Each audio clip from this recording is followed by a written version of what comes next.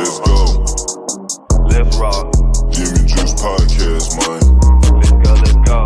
Figgy, best in the world, that's what he do, know what I'm talking about. Ryan Rockett, born and raised in the H-Town, Houston, Texas. Know what I'm saying? Let's go.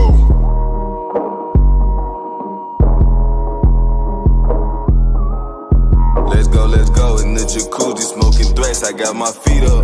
Cut them haters off, I told them beat it. I don't need you. Spend 50 racks in cash, but it's all good. I got my visa. This rolling got them staring at me like the Mona Lisa. My ghetto, Nikeisha. I beat it like a creature.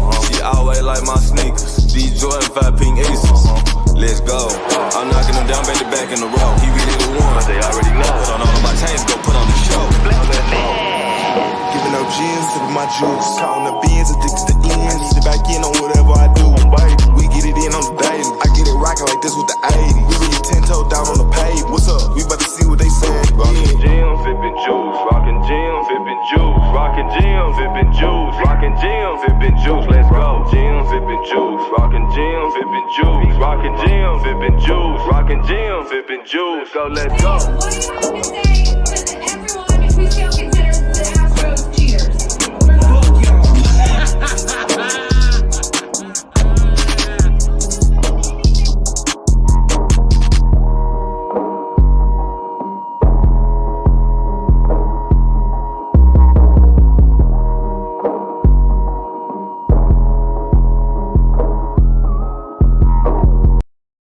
Oh, yeah.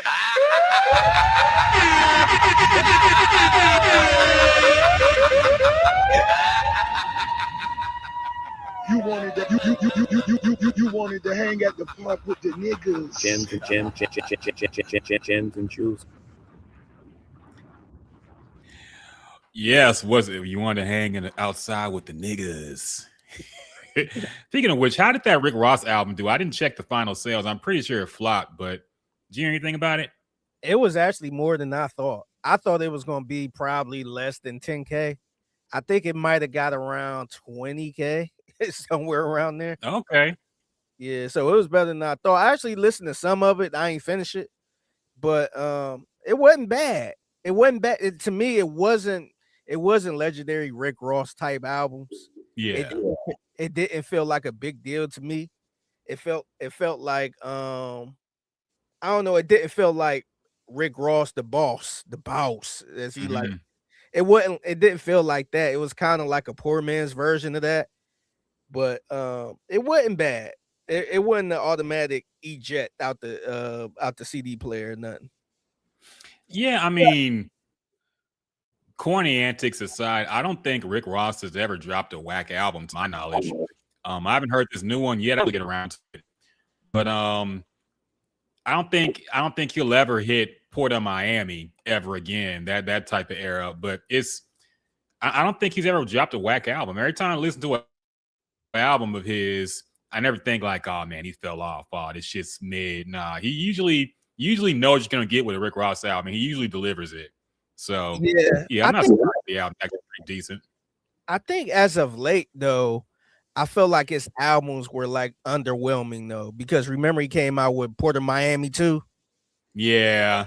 It was just kind of like, nah, it didn't really feel the same. Like I said, like it wasn't like just god awful where you gotta really cut this off or you gotta question what is he doing. But it definitely didn't feel like, deeper than rap or Teflon Don or those, for some reason he know how to make stuff feel like movies where it's just like, oh man, like everything on here great. Set in Stone, which is the album that just came out, it was cool. It was some good production on there, but it didn't feel as strong, which I can't knock him for that, man. He's been doing it for over 25 years. Long time. Yeah. So he been out for a very long time. It kind of took him a minute to really become Rick Ross, but the brother been on Def Jam since I think the late 90s. He been on there for a minute before we even all knew who he was. Did he have another what's it called? Did he have another version of Maybach music on this one, or has he finally given that Nah, up? he did. He did. Okay, what's he up to? Like Maybach Music 9 now or some shit? I think it was Maybach Music. I want to say I'm looking for the track list. It might have been, if I take a wild guess, it might be 6 or 7. It might be 6 or 7. But I think they had he had Jeezy on there, which it wasn't bad, but it wasn't, to me, I think it was very forgettable, where I didn't really run that back. It had Jeezy and Don Toliver on there. Okay. I might check it out. It is funny that he attached his name to a car company that really don't exist anymore. So his whole brand being Maybach, and they don't even sell separate. I think Maybach merged with Mercedes, so it's like some kind of dual thing going on, but you never see nobody talking about the new Maybach. Yeah. So I guess they just cut, but he's still doing an MMG, man. So that's a risk you take by attaching your name to some company that could go out of business. Yeah, I kind of never understood that with rappers too, man, because you got somebody like Fetty Wap who go by was it Remy Boys or yeah. Diddy. I kind of understand that, the whole Ciroc Boys, and that was kind of his brand. But people that kind of name themselves after some type of liquor or Louis Ray or whatever, like some type of designer. Like I don't know. I just never understood that, man. Yeah, yes. I'm trying to think of other examples. I'm sure there's other ones, but I can't think of anything right now. Yeah. But Gucci Mane, maybe was a big risk. Who knows if Gucci was going to be around still, but they are. So I guess that was smart. Yeah, I mean they still around, but I guess it don't really matter. But you would have thought maybe Gucci, the brand could do some type of collab or something with them, but it's just like, nah. They, at the end of the day, these are just these European styles that don't care nothing about you rappers. So like you would think, hey, Gucci man, he's popping. Let's do some type of exclusive collab or something, but that shit almost never happened. I think they eventually did some. I remember seeing some IG posts with him doing something for Gucci, but this was years later. After this is new Gucci doing it. Okay. It wasn't no Gucci. It wasn't no fat Gucci, obviously, or Trap House Gucci. It was the post-prison clone Gucci, Snitch Gucci. We call him now, Snitch Gucci. Yeah. So yeah, it was that version with the fake teeth. So. But yeah, it's he had to clean himself up, I guess, for that bag. So go ahead.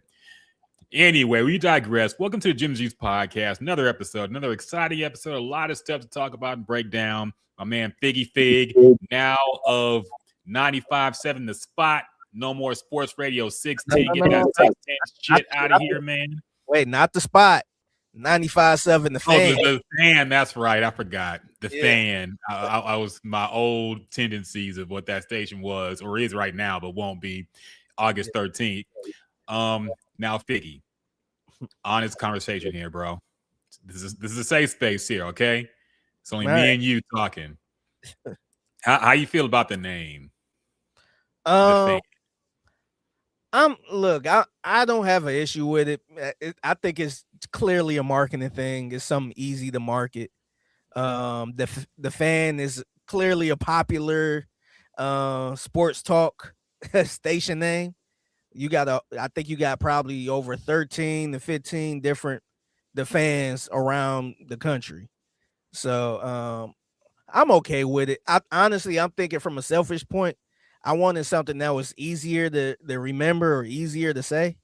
I felt like that kind of roll off a little easy instead of something that's a little bit difficult.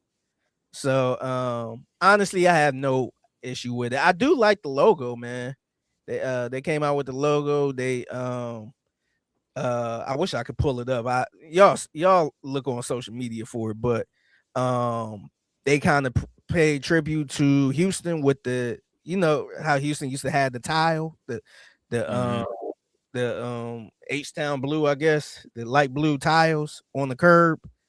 And so it kind of looked like that. and the lettering is from the Beast on One sign, like the font from the Beast on One sign, all that. It looked kind of cool, man. I do like the logo a lot. Okay. What's up, Bravo? See you on YouTube, man. I hope you're doing well today. Hope you're having What a good up? week. What up? What's going on, Bravo? Now, honestly, man, I'm not a fan of the fan. I gotta admit, when I heard the name, I thought when I hear the fan on a radio station, I feel like Mad Dog Russo or Mike Francesa about to yell at me. I don't really think it. So that's what when I hear something WFAN, the fan, or some shit like that, it sounds very New Yorkish, very up north. It doesn't sound like a Houston, Texas station to me. But it's good to have the station on FM. I listen to 610 obviously, and the connection is always fucked up. Usually when I'm driving somewhere, and it's very annoying. Sometimes I'm trying to tap in the loop, see hear the Figgy segment at 120, and I can't catch it sometimes because it's all fucked up. So yeah, it's good to have it on FM, man. That's a good move. Really happy for you guys. Happy for all of us at the station, and looking forward to the future, man. I think it's going to be exciting, but I don't like the name. I don't like it. It'll take a lot of getting used to, man. I know I'm going to keep saying 610 for a long time. So yeah, it's going to take a while, but I'm happy for the station. I'm happy for everybody there. So yeah, looking forward to it, man. Yeah, me too, man. I think it's way overdue. I'm really glad for the listeners because we get a lot of texts. We see them all. A lot of texts complaining about the signal and hey, y'all know the station is off the air and it keep going in and out and all of that type of stuff. We really won't have to worry about that with the FM signal, man. This FM signal go pretty far. It's crystal clear. And I think it's well deserved, man. I think you've been on 610 for 32 years, man. Or I think Sports Radio 610 been around for 32 years. And I think it's way overdue, man, to have an FM signal, man. I think I think you limited the audience by just being on AM. A lot of people, and this is the other thing, man. I used to be a little bit embarrassed whenever I tell people I work for a radio station, and I can tell they are super excited. They want to listen, and then when I say it's on AM radio, then they kind of give me a look like AM radio, like nah, I'm cool. And a lot of people, it's a lot of people that still listen to AM radio for the nostalgia and all that stuff. Probably their parents or dad used to listen to it, and grandfather used to listen to it. But a lot of times, it's hard to sell that, man. It's hard to tell somebody, especially from a sales point, hey, you want to advertise with us? We can advertise you on AM radio. And that's a little tough, man. So I think it's a lot better for them to be on FM, and it's gonna be beneficial, man. It's gonna be fun.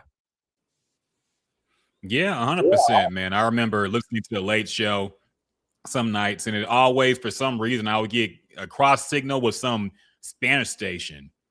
So I'll be hearing like Latin music in the middle of Paul Gallant's takes or some shit. I'm like, what the fuck is going on, man? So yeah, it's been rough on AM, obviously, and rough for radio, period. I got a car recently, and I realized like it's hard to even get to the radio stations from these newer vehicles, man. You got to go through like 3 screens on my shit to get to the fucking radio station. So yeah, it's a little tougher for people who want to listen to radio, but I'm excited for the FM move, man. I think it's like you said, long time waiting, but well deserved. So yeah, gonna be a much better listening experience for you guys. So stay tuned, obviously. What kind of car you got? I'm being nosy now. I got a Mustang, man. Oh man, okay. Yeah. Yeah. About to tear up the streets now, man. Yeah, dog. I already have, man. I've been pushing that shit. It's tempting to go. Look, I'm getting older, so I figure I'm more responsible now. I can handle it and not get a speeding ticket every time I'm going down. But man, it's night and day for my old car. I'll say that much. What year is it? It's brand new, man. 2026. Oh man. Yeah. Yeah, you getting that money, man. Nah, it just means I got a fucking card note again, man. I had to put quite a bit of money down, but I'll be all right, man. I just got to start budgeting. But for a while I was just spending frivolously, not caring. Now I got to budget a little bit, man. I got to chill out a little bit, but I'm happy to have it, man. Honestly, it is improved my life quite a bit. I'm actually excited to get in the car and drive. It's got auto start on it, so it can be cool when I get in the car. I ain't gotta fucking get in the sweat sauna waiting for it to cool down a bit. There's a lot of cool features, but on the same token, I can tell the car is spying on me. Like I just know really? all this. Yeah. I'm nervous about putting all my phone stuff in because like I know they're just accessing all my data and selling it. But you know what? Whatever. I give up. I have to live in this world. So fuck it. I gotta go ahead and conform like everybody else has. Yeah. Your car gonna pop up. Hey, do you want to go to the gym? We know you like working out. Dog, it does that. When I get in the car at a certain time, the maps automatically say, I know your ass going to the gym, so here's the quickest route. I'm like, hey, chill out, man. I don't like feeling that predictable. Yeah, that's these new cars, man. But yeah, I'm proud of you, man. Like, you over there, like, man, we got AC, we got automatic lock. Yeah, the rear view camera is so crucial. I didn't realize how crucial the rear view camera is. Now I'm back into everything. Now I'm Mr. Back into a parking spot now every single time. I used to not even bother just because I didn't like fucking having to bend your head back and look back and all that. The rear view camera is super crucial. I don't know how I live without it because now I'll be backing into everything now. So it is. That's cool, man. That's cool, man. Congratulations, man. Thank you, man. I appreciate it. Steve on YouTube said, I'm excited for the FM dial. Yeah, man, we all are. We all are very much. So yeah, glad to have you listening and tapping in. So yeah, man, 16 gonna take over the game now, man. Yeah. It's gonna be the only fan you're gonna know, man. We're gonna wipe out the fan stations around the nation, man. So y'all stay tuned. Yeah. What did people? I know you were tapped into. Y'all did a build up to it. What did people think was the announcement was going to be? A change in lineup, or like what was the most popular theory you saw about the big announcement on 610? Dog, people were all over the place. I seen maybe 2 people that guessed they going to FM out of everybody, out of the millions of people guessing. But the most popular one was 610 doing a lineup change, which I hate to call the listeners silly, but I never heard of any radio station, doing a big announcement like this to fire somebody. Maybe they do that to bring somebody in, but they never do that to fire somebody. You just hear it just come out of nowhere. So they was just like, oh, I hope they're getting rid of Sean Pendergast. The other one, and I was kind of putting the battery in the back of this one, but a lot of people thought Lopez was gonna retire. And so I was kind of joking around, like, yeah, Lopez, yeah. But that wasn't it, obviously. But yeah, it was mainly lineup changes. Or either somebody getting fired or something. Yeah. Honestly, if I wasn't at the station, I wouldn't have guessed it either. Like you said, I wouldn't have guessed if somebody was leaving the station and they build it up like that. It never happens like that. But I wouldn't have guessed the FM change either. So yeah, it's kind of a tough one. It was one person that guessed it, but he guessed the wrong station. He said they were going to. He said they moving to 100.3 the Bull, and I was like, nah, I'm like that ain't happening. Man, you think they flipping a country station in Texas? Come on, man. Come on, That man. ain't happening. I was the closest person I saw with the news. Yeah. Bravo said Sean P lost his fastball. Leave Sean P alone, man. He all right. He cool. He cool people. Yeah, shout out to my guy Sean P. Yeah, Sean's still doing his damn thing, man. All right. So now without further ado, man, let's get into topics. A lot of stuff happening, especially over the past 24 hours, man, in sports. Let's get into the big one off the gate, man, up top. LeBron James, King James, Braun, how you want to call him, the GOAT or close to it, has chosen his next destination, the Philadelphia 76ers. Surprising me, honestly. I think a lot of people. It's funny looking back at it because Bron is just a funny guy. Wait. I remember he was I hate to do this. It's clicking a lot now, man. Keep talking. I think it cleared up now, but it was just clicking. Are we good? We good. Check. Am I all right? Yeah, I think you good right now. Yeah. You sure? If I sound fucked up, I could try to rejoin. Yeah. Try to rejoin real quick. All right, hold up. Yeah.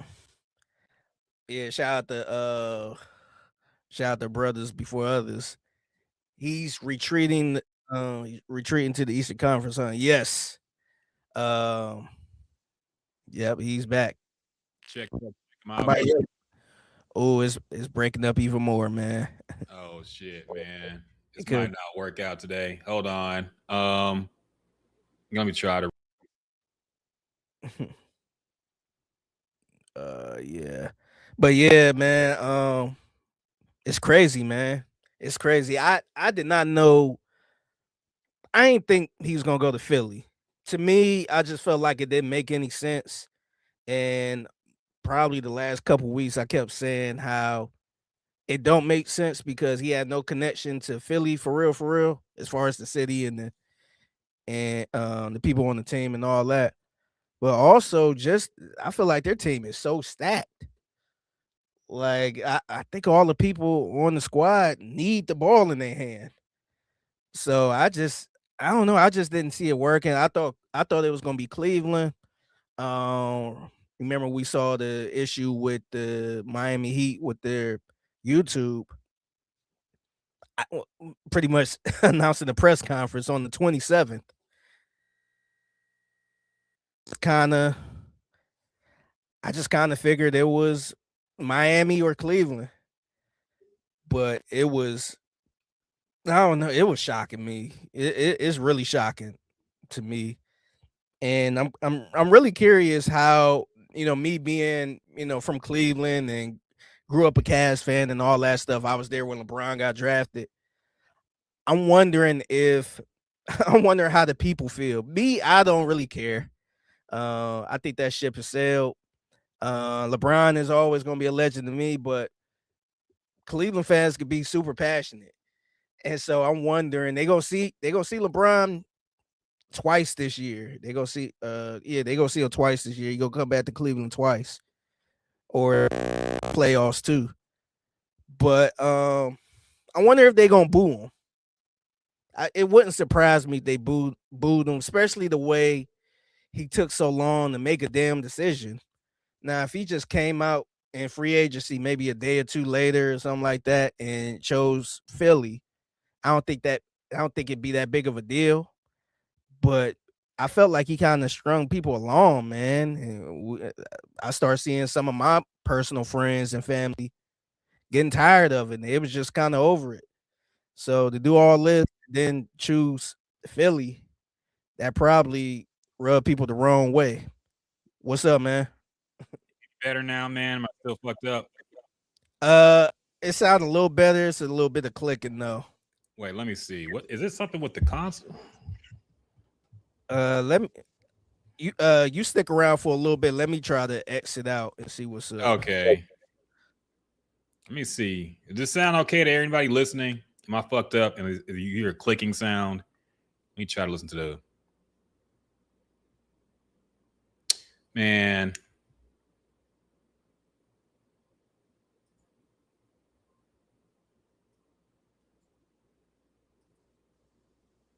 All right. You got me. Check. Anything? Okay. I guess we good. It could just be on my end. I guess I don't know. Wait, let me see. Let me check the stream. All right. But yeah, I'm kind of curious how they gonna treat LeBron if he go back to Cleveland to play. Okay, they said I sound good. Okay, so I didn't see the comments at first. Everybody says I sound all right, so I'll keep it going. Sorry, y'all. My internet was. Whoa, there's some kind of weird feedback coming in. Really? Okay, I don't hear no feedback. Sometimes when I talk, it's like a robot voice coming back at me. Okay, yeah, I don't hear that. I just keep hearing this clicking.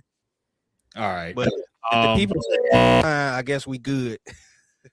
Okay, I'll just try to ignore it because I think maybe when we both like talk, there's some kind of mix up and it sounds real fucked up. But anyway, we'll go past it. Internet issues here, so sorry if there's anything with the stream, but we're gonna try to get through it. Anyway, I digress. Back to the topic, man. LeBron James in Philly. Figgy, what are your thoughts, man? How do you feel about this? I think we're both wrong in our predictions. We both thought it was gonna be Cleveland or Miami or maybe the Warriors. It wasn't either of them. So what do you think about LeBron going to Philly? Is it cool? Is it corny? What are your thoughts? To be honest, I was really shocked, man. Like first of all, I didn't think he's gonna make a decision this quick because for some reason I'm like he probably gonna take another week. But I was shocked, man. To me, I felt like it didn't make any sense to go to Philly. I didn't think he wanted to put another team on his resume, especially this late in his career. And I think honestly, I know Philly is loaded. I know they got some talent. They got Jaylen Brown this all season and all that. So I just thought it might be a little too much going on, man. Because if you look at Philly's roster, all of them guys somewhat need the ball in their hand to do something. So I'm like, man, I know it ain't gonna work out there. So I just thought, I mentioned this too last week, how LeBron probably wants this storybook ending, go back to Cleveland and play out his last year or two or something like that, and then hang it up. I had no idea he would go to a completely another team, man. I thought he probably would have went back to Miami because I guess that would make sense. But I don't know. I'm just kind of shocked that he decided to go to Philly like this. And maybe he, in his mind, maybe he's not going to be ball dominant playing for them. He just going to really take a back seat and just really want to compete. And I saw in his tweets, I guess his official statement, that he felt like that was the best chance to win a ring. And the more I thought about it, the more I kind of agree with him on that. I don't know if he would have, if it would have been a chance to compete to actually win a ring with Miami. For some reason, I feel like that's a little clunky because you got Giannis who really can't shoot like that. Most of his stuff come in the paint and all that. You got Bam that's in the paint, and I'm not sure how that was going to work. But I guess the more I thought about it, I'm like, dang, if he really want to win another ring, I guess Philly is the best place for it. So I ain't gonna lie, I was shocked, man. I was shocked it kind of went like that. But I think the more shocking thing about this to me is he signed the contract with 2 years for like $8 million.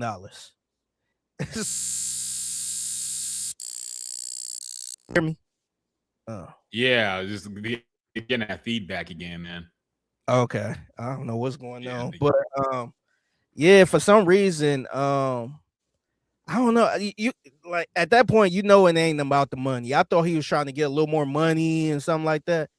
He's playing damn near for $4 million a year, a little over $4 million a year. So I don't know. I thought that was really shocking to me, man. What about you? Yeah, nah, man. Like I said, I really didn't think he'd go to a team he has no connection with. It is What the fuck? Hold on, let me try something else real quick. All right. All right. Hold on 1 second. Sorry about the technical difficulties, y'all. It's one of them days, man. You know how it is. Trying to get this shit working. Yeah, so that storm that came through kind of fucked up my community a little bit, and my internet's been kind of messed up too. So I'm on like the community internet. So hopefully it's not that as part of the problem, but yeah, it's been one of them weeks, man. Trying to get this shit figured out. David said he's retreating to the Eastern Conference. Man, I mean, the Eastern Conference kind of tough now. It ain't like it was back in the day. It's not a cakewalk like it used to be for LeBron. So, I mean, you got to go through New York. Cleveland's still kind of good. Yeah, I don't know if that's retreating, but yeah, it's going to be interesting. He said, I'm a Hawks and Warriors fan, so I got it coming and going. Yeah, did you really want David? If you're still here, did you really want LeBron on the Warriors, man? Would you enjoy having to root for one of your biggest enemies as a Warriors fan? I wouldn't as a Houston fan, personally, but that's just me.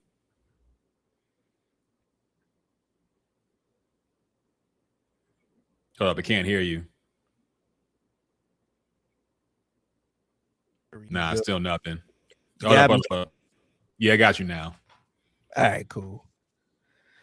David said you didn't want a LeBron on the Warriors because he talked too much trash. Yeah, same here, man. It'll be for me. It'll be kind of like if Kobe came to the Rockets. I wouldn't be able to handle it, man. I talk too much shit.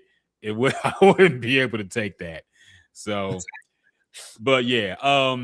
Now, how do you feel about it from a legacy perspective? Because I do feel like LeBron is doing this for the legacy discussion. I think he's very, very concerned about the GOAT debate.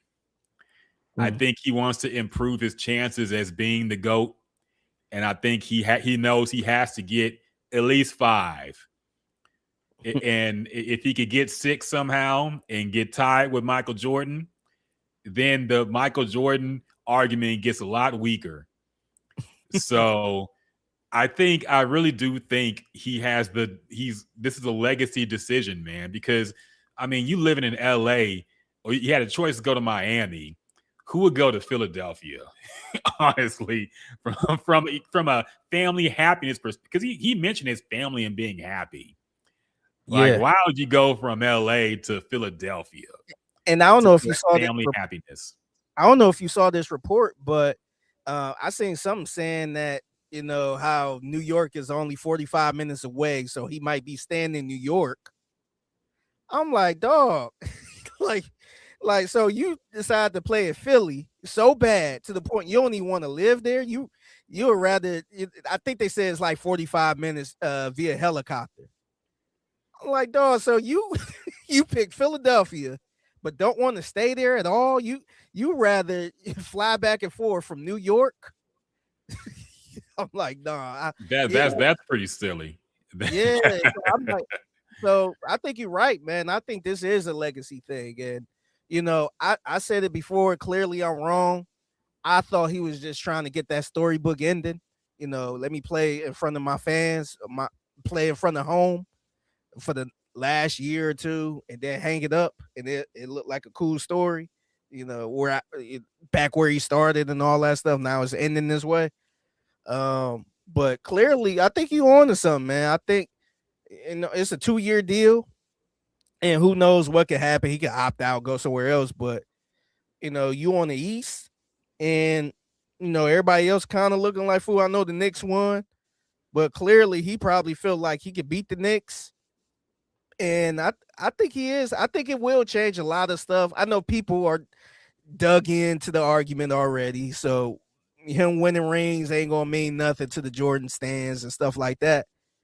But it do get interesting if he, first of all, if he win a ring in Philly, he's solidified in Philly because they ain't win in 46 years. So that's a big deal right there. So now he done won 4 rings in 4 different places. And then 2, if he get another one, I mean, I feel like he'll be really comfortable, just tying Jordan at least. So I think this is a legacy thing on top of him playing for only, $4 million a year, man. This is clearly, I don't want to call it ring hopping because I feel like ring hopping would be going to a clear cut championship contender. And even with Jaylen Brown, I didn't feel like Philly was a clear cut championship contender, but now they are, man. I think if LeBron helps them win the championship, I don't think it'd be a thing where he just jumped on their coattails and they took off. I think he'd get a lot of credit. Yeah. I think he's also looking at where he can look. If the thing is, it's very important for him to get Finals MVP as well as a championship. And I think he might have looked at the other options like Cleveland, and he's like, there's a good chance I won't be Finals MVP if I go over there. You got Donovan Mitchell and James Harden. Like one of them probably going to snatch it up. So I think it's very important for him to choose a team where he knows, in the final series, he can be top dog. So, and also I think him and Embiid, if they stay healthy, if Embiid can stay healthy, that'll be dangerous, man, because with LeBron James' passing ability and Embiid getting in there, tough to defend, man. So very interesting on the court, but I can't shake the fact that this is a very corny decision to me. It just feels corny. It feels like it just feels too desperate. But I can't knock a man for wanting to win, but it just feels like, I don't know, some weird prostitute type shit, man. Like you just gold digging, basically, trying to pick the richest man you can find and trying to pick the best team to. I don't know, it's a strange feeling. But if it works out, then obviously I was wrong. But if he falls on his face and doesn't win a championship with the team, it'll, like I said before, it'll be Shaq on the Celtics, it'll be Hakeem on the Raptors. It'll be Patrick Ewing on the Magic. It'll be that year we don't talk about. We talk about LeBron James' career. We just won't talk about Philly. Yeah. So. Yeah. And honestly, I mentioned it a little earlier. I will feel bad as a Cleveland fan. I don't know how Cleveland is going to react to LeBron because I feel like the last couple years, Cleveland fans been really fine with LeBron. Like every time he come back, standing ovation. And probably get more love than the team he was actually playing on. But now with all of this, and like I said, I mentioned it earlier in this stream, I think it would have been not that big of a deal if free agency started. He didn't string anybody along and said, hey, I'm looking at Philly, I'm looking at Miami, I'm looking at Cleveland, and then make a decision a couple days later. I think it wouldn't be that big of a like a crazy deal, but all the stringing along and just going on the somewhat of the media tour. I know he was going around Fanatics Fest, but it seemed like he had everybody just waiting with it, what in their hand, and then he just go to Philly. And and I ain't talking about everybody as far as fans either. I'm talking about actual teams. And Cleveland, they ain't make any real moves. They actually let some people go, and they were sitting around just kind of waiting around. And now LeBron go to a team in your conference. So now I'm like, man, what are they going to do now? So I think as a Cleveland fan, I will understand. I'm not mad. I don't really care anymore. But as a Cleveland fan, that kind of, I know that got to hurt a little bit where you just like, damn, what the like, I know they felt like they had a good enough team too, but I know that got to hurt. And, I guess this part of me is just a fan in me, I guess, where I'm like, if I'm working in that front office for the Cavs, I don't give a damn if LeBron next year want to come back. I'm like, nah, I'm cool. nah, I'm not going down that road again unless you sign right now. Like you ain't about to string us along again like that. But I know it's LeBron. I know I know a 42-year-old LeBron, a 43-year-old LeBron is still LeBron. It's not like he's that washed. But it's interesting, man. It's really interesting. Yeah, part of me wonders if the reason why he didn't choose Cleveland or Miami was because of some front office beef he has with those teams.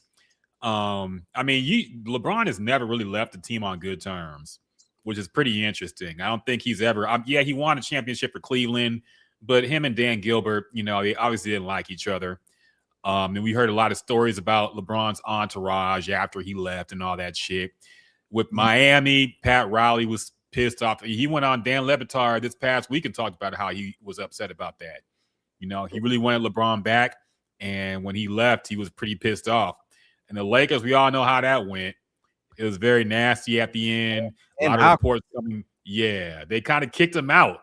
So it's very embarrassing for him. So yeah, he's never really left the team. He's never really left the team on good terms. And real quick, going back to the Fanatics Fest thing you mentioned, it was kind of funny how LeBron just told us he was going to Philly, and we didn't really listen. Trust the process. Yeah, LeBron is just funny because he talks about I'm leaving hints. There's hints. Just trust the process, and everybody just thought he was being funny. Yeah, but he was actually just told us where he was going to go, and we didn't pay attention to it. So it's very funny that he did that. That's his version of a hint. Is saying trust the process. It was so obvious that we tried to push past it. And Bravo says, y'all see how excited all the Philly fans are, though, man. A 41-year-old player got the whole city hyped. Yeah, that's the initial LeBron high. I think they will come back down to earth when they have to mingle with LeBron fans. So if Philly fans versus LeBron fans will be very funny. It'll be even funnier than Lakers fans versus LeBron fans. I think that toxic mix-up of fan bases will be very funny to watch. So I'm kind of looking forward to that.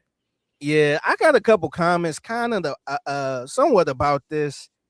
I thought it was the same. I know Bravo said, see how excited the Philly fans are for a 41-year-old player.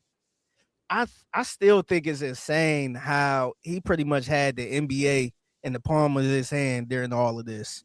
To the point, Adam Silver said we can't even finish the schedule until he make a decision. I'm like, what? That is crazy to me. And I understand it. LeBron still draw crowds and stuff like that. And they probably waiting to do the Christmas schedule, which is probably going to be Philly versus New York or Philly versus Boston. That I guarantee you that will probably be the matchup on Christmas. Or Philly versus the Lakers. Yeah. Could be. But they probably going to lean in more to that Eastern Conference thing, which is my second point. Man, this NBA season going to be crazy when it comes to just East Coast games, because you got the champs, which is the New York Knicks. You got Boston, that's still Boston, and you still got Jason Tatum, and then you throwing Philly in here. These are like rapid fan bases, man. So you're gonna get a lot of East Coast.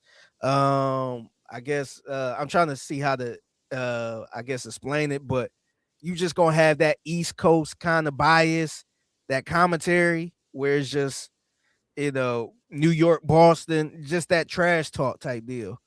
And it was crazy in the playoffs because remember, I don't know if you remember, but when Boston lost to Philly, it was a whole bunch of shit talking, man. And then Philly turned around and get swept, or they pretty much got beat out the gym. I think they got swept. They got swept by New York. Whole bunch of shit talking, man.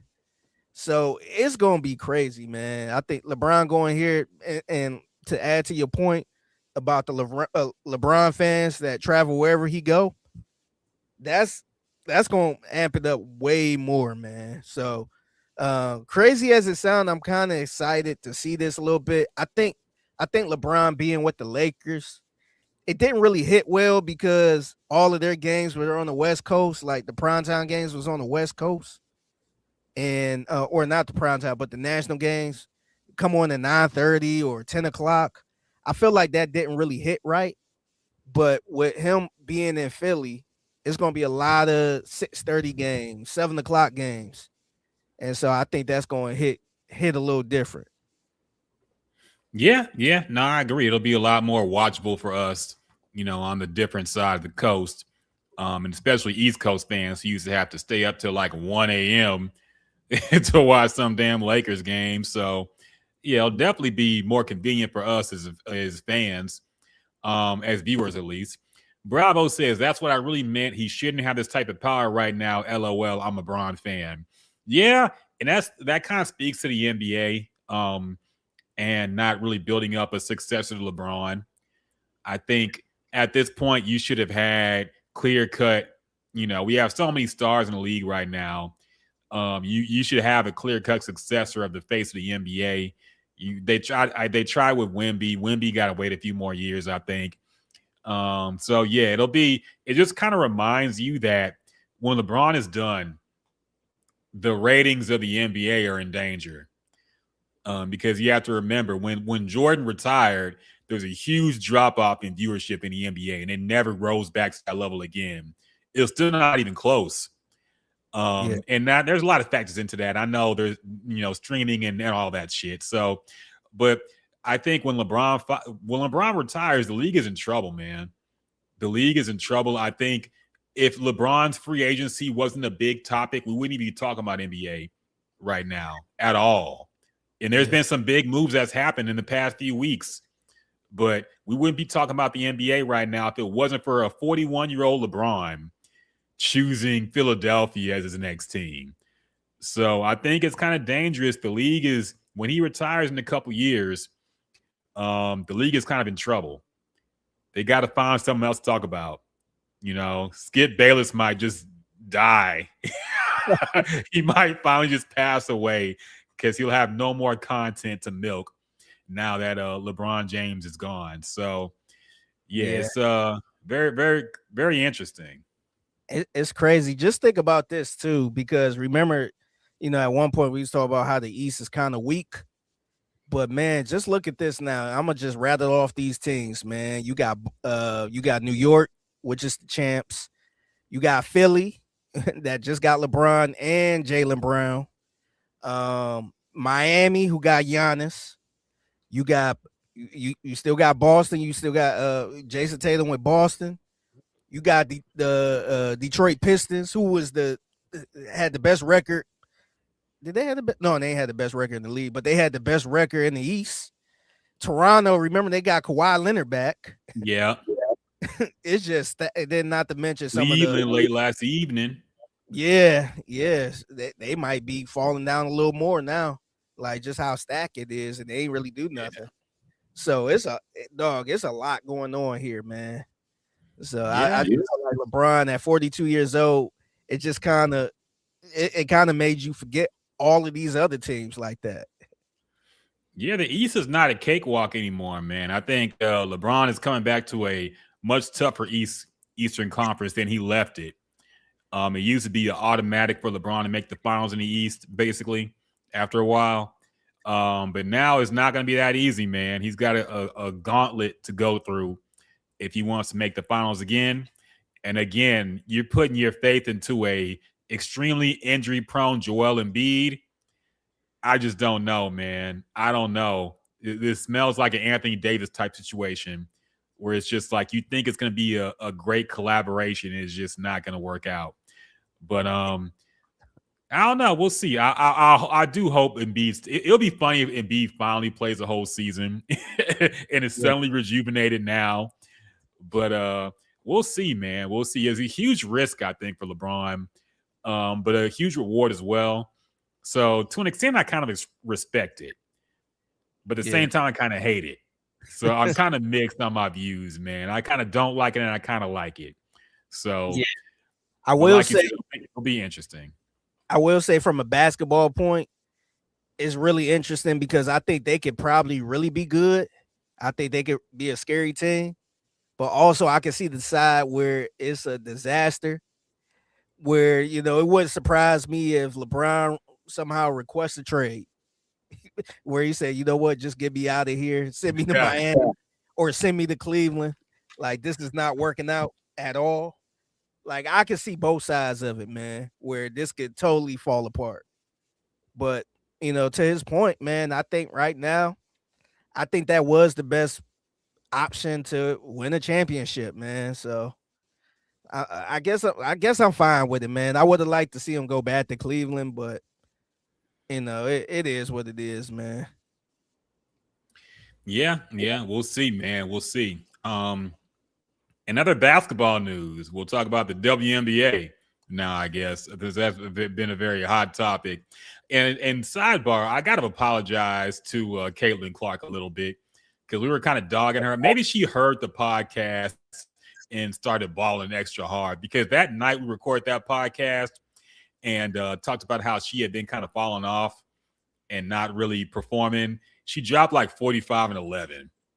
So she had a crazy night that same night. At the same time we're recording the podcast, she went off for like 47, I think, or some shit like that. So she was actually balling, and she had another good game a couple days ago. So yeah, I take it back. She's balling, man. She's still doing her thing. When did we talk?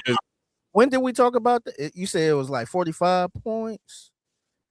Yeah, it was like last Friday. Yeah. Okay, I see. Yeah, she had a crazy game, man. So, yeah, I'll take it back. She still got it. Now she's still very controversial. Apparently, I did see some of that. I think it was a USA Today article or something. Or I forget who wrote it, but there's an article talking about Caitlin Clark flopping, and it was very dramatic. They made it into a racial issue.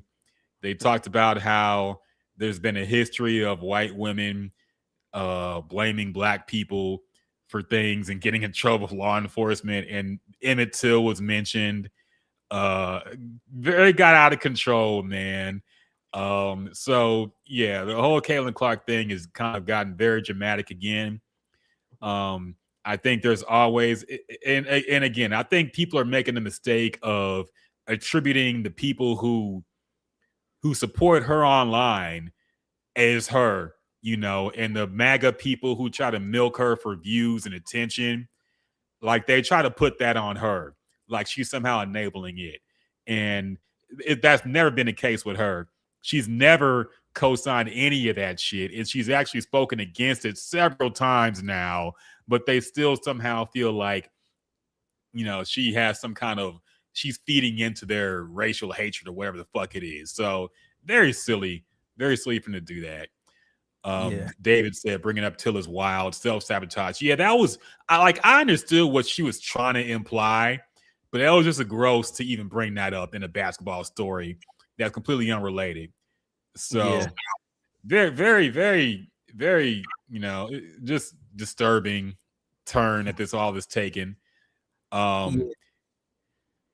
So I don't know, man. This Caitlin Clark thing is they gotta make it back about basketball, because it always seems to go left whenever. And now the flopping thing is some kind of people in the NBA don't flop. I didn't hear any of this shit about Shea, and he did it for the entire playoffs, man. I didn't hear people getting this dramatic and saying, well, niggas been snitching since slavery. Shea's a house nigga because he's snitching on the field niggas. You'll never hear nothing like that in NBA discourse. Yeah. But in the WNBA, it gets very dramatic. So it's pretty bad, man. And the thing is, I felt like a lot more people will, I guess, support Caitlin Clark if it wasn't for a certain demographic that was signed with her and shitting on Angel Reese. It just became like a whole back and forth thing. And it's funny because I think, who was it? I think it was somebody. I can't remember if it was Nick Wright or whoever it was, mentioned how Caitlin Clark was struggling. And I think we did the same thing up until that 45-point game. And then you had all these people come out of nowhere like, hey, update. update. It's just like, wait, damn, man. Like you were struggling before, man. Like, like y'all waited all this time to say update, and it's a certain type of crowd that come at you too, man. It's not like it's just a regular basketball crowd. And then with the whole flopping thing, I told myself I'd never talk about Caitlin Clark on social media again, man. Because somebody tried to make the big deal, and this was like 2 years ago. I think she might have been a rookie. Talking about how she's pretty much getting beat up on the court and that's not fair and all this other stuff. And I'm like, man, these women play hard, man. Like everybody think the WNBA is so soft. Like if you watch a WNBA game, they be hammering people, man. And I told them that I'm like, man, like that's not like I forgot what the play was, but I'm like, that's not that big of a deal to be sitting here crying about this or writing these articles.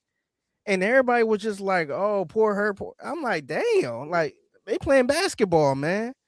So at that point, I'm like, yo, I'm not ever discussing this girl again on social media because people be so dramatic about this, man.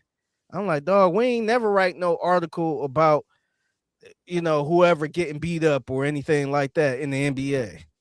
And now it's just so bad. I'm like, damn, it's crazy. Yeah, it really kind of is out of control, man. David says we did get pretty dramatic about CP3 flopping. Yeah, he had some crazy ones, but I always respect the CP3, man, because what else was he supposed to do? He's a kind of undersized point guard in a big man league. He had to do something. So I respected his shameless flopping at times. He did what he had to do. Plus, he played for the Rockets, so I got to support him. But see, back to the Caitlin Clark thing, though, or just I guess in general, like I was really upset. I was really irritated when people talk about, this player needed to be charged for assault. That was assault on the court. When it came there, I'm like, assault. I felt like we never really had this conversation with Draymond Green, and Draymond Green was way worse. We just talk about how crazy Draymond Green is, and it's not that big of a deal. But the shit he was doing, I ain't gonna sit here and say it's assault, but it's like if we want to compare the two, that's way worse than what they doing to Caitlin Clark. So I'm like, man, this is. I'm like, y'all are just dramatic, man. And look, I don't want to blame the whole Caitlin Clark versus Angel Reese thing, but I do think that got a lot to do with it too, man. Just that, kind of starting in college and them shit talking each other, and that kind of divided everybody, white versus black.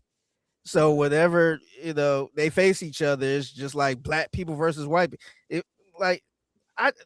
I don't know. I just hate that it happened like that because it kind of made me not want to root for Caitlin Clark because all of her fans. But I'm like, man, she's fun to watch. I like watching her. But I just hate how this. I hate it. I hate how it became political. It's crazy how this became so political. Yeah, it's just like everything now, man. People trying to make this Odyssey movie political. Like it's just. At this point, I don't trust anybody arguing about this stuff in good faith. I feel like, okay, you're probably just trying to get money on Twitter. You're probably just trying to rile up your podcast audience. You're probably trying to do something because I refuse to believe people care this much and are this dramatic about WNBA or a movie or shit like this. We got real problems in this country, man. I refuse to believe people really, crying at their TV sets talking about Caitlin Clark's being assaulted in a WNBA game by all these black thugs. So I just don't believe it's real. I don't believe the discourse is real anymore. People just baiting for attention. But also in other kind of wild WNBA news that I've heard recently, Caitlin Clark's teammate, Sophie Cunningham, came out with some, I guess, a controversial statement talking about how transgender women or male to female transitioning people should not be allowed in women's sports. And that, of course, I don't know exactly why she said this, Part of me just feels like she saw the attention, the right wing attention that Caitlin Clark was getting, and she was like, "Well, Caitlin don't want this, so I'm gonna go ahead and get a bag off it if I can, get some people in my corner." So she kind of said this, and she stood 10 toes down on it. She said she's not right wing or anything like that, conservative, but she does believe in this. And of course, it's causing a lot of people attacking her now, and the right wing people are defending her. And so it's turning into another one of those things. I think the league is just out of control right now. I really feel like they got to fire this commissioner and get somebody. They need a female David Stern. They need somebody to crack down, because this shit, all the headlines about WNBA have nothing to do with basketball right now. It seems like they fall all over themselves too, man. It's so many times where they could take the torch or take some of the momentum and just go forward with it, but it seems like they just keep fumbling the bag or whatever. I know they ain't losing money, but it seems like they just keep fumbling, man. Like, y'all ain't got to do all of this. It seems like they just making it hard on themselves.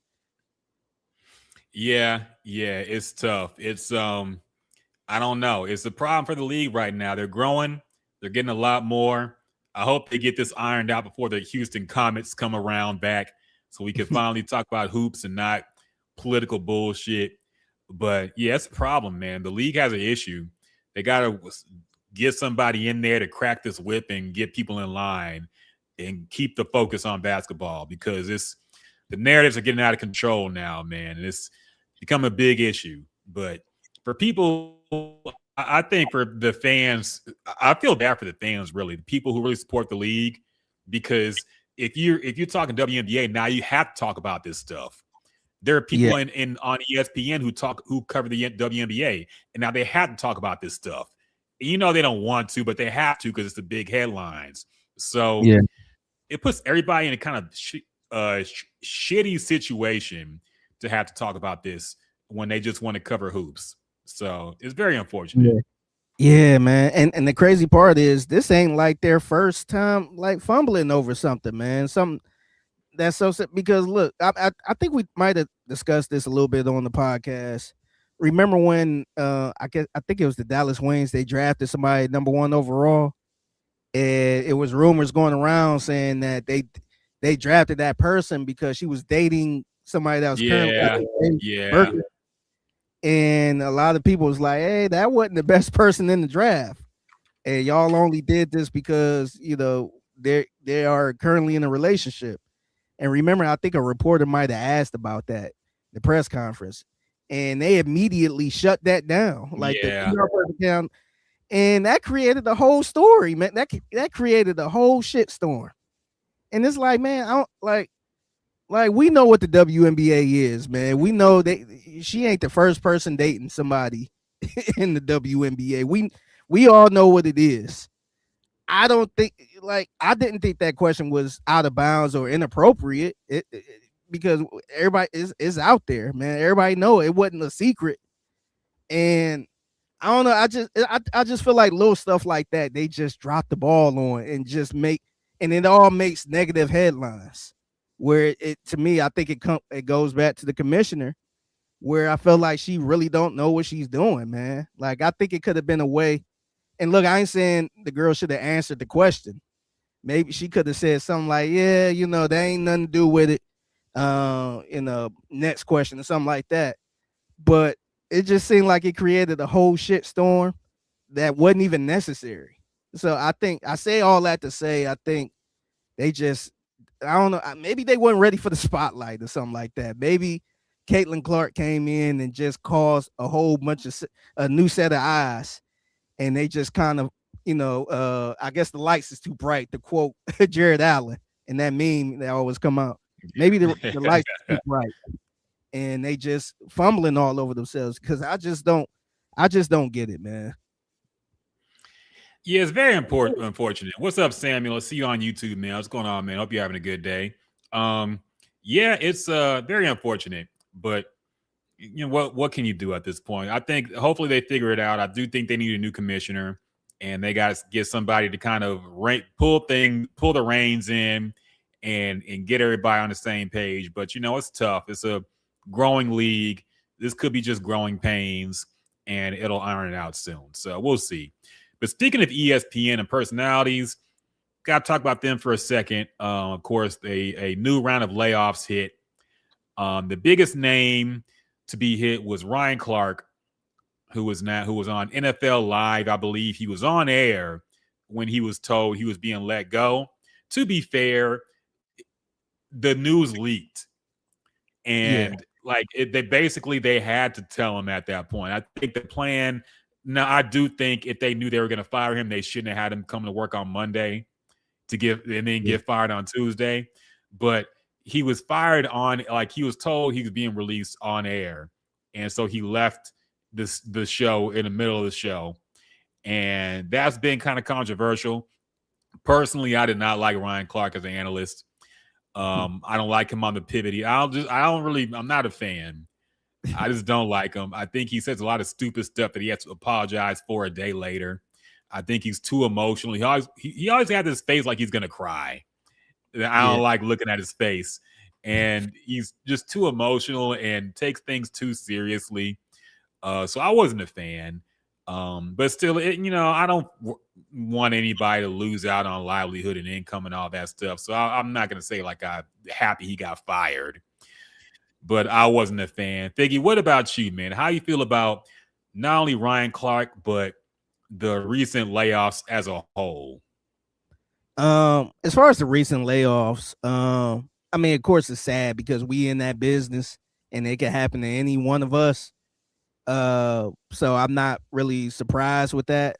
But as far as Ryan Clark, I used to be a fan of Ryan Clark back in the day, early back in the day, where he would come on and get some really good takes, man. You could tell he knew what he was talking about.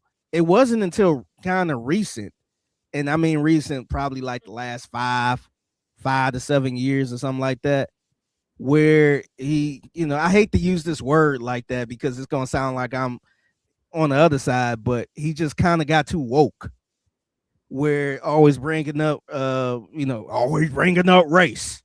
He was always doing that where honestly it wasn't even necessary. And look, I'm not afraid to talk about race or anything like that when it's needed to be talked about, but I felt like he would bring it up. He was kind of getting a little bit too Jamel Hill-ish, where I'm just like, all right, like you ain't gotta, we don't save the long ass tweets, man. Like we don't need all this. Remember he did something about how he was in the Uber and they changed it to a rap state or whatever it was. Yeah, and I think he tried to walk it back like he was joking around or something. It's just like, nah, nigga. Yeah, man. Like you was dead serious. And that's when I kind of fell off the train with Ryan Clark. But honestly, I thought he was good on NFL Live. I thought he was fine on there, but it's not until he's on First Take where he be saying some wild stuff. Where I feel like everybody on First Take, I feel like that's a goal of them to say something so spicy where they sound stupid. So I think it's whenever he's on First Take, whenever he's on Get Up, that's when he started kind of talking stupid. But on NFL Live, I thought he was fine, man. I thought he was a good analyst with Marcus Spears and stuff like that. But yeah, man, he'll be all right, man. He's a former NFL player. I know he's probably getting paid good money with ESPN, but he still got the pivot. You still gonna hear from Ryan Clark, man. I don't think it's gonna be the end of it. But yeah, I think it's kind of unfortunate. Somebody else got let go. It was a couple other reporters that got let go too. Mm-hmm. And my favorite thing is when people always bring it back to Stephen A. Smith making $100 million a year, and Pat McAfee, he just got that big old bag, making $60 million a year. So that I love how every time it's around the layoffs at ESPN, people always plaster up Stephen A. Smith picture or Pat McAfee picture. Say, yep, it's gonna be the Pat McAfee and Stephen A. Smith show at ESPN now. They gonna be doing everything. So I always think that's hilarious, but I think it's a little bit of truth to it, man. Yeah, but here's the thing that I get annoyed about, because every time this happens, people act like, how did this happen? How did journalism, real journalism, hard-hitting journalism leave ESPN? And the answer is very obvious. It's because people watch the bullshit way more than they watch the real quote unquote hard-hitting journalism and stuff. Like, look, Disney is $1 billion company. They have invested, I'm sure, hundreds of millions of dollars into seeing what the audience wants and what they consume. So if they're firing people and then giving Stephen A. Smith and Pat McAfee bigger bags, it's because there's more value in them than there is in the other stuff, which means that people aren't watching the other stuff nearly as much as they're watching First Take or the Pat McAfee show. So really the issue is us, is what we consume. We are the problem. And everybody on Twitter swear they don't watch First Take, but somehow somehow they got the highest ratings. Somehow they get the highest interactions and engagement on social media. Everybody got some shit to say about Stephen A. Smith, and some, they always got something to say about him.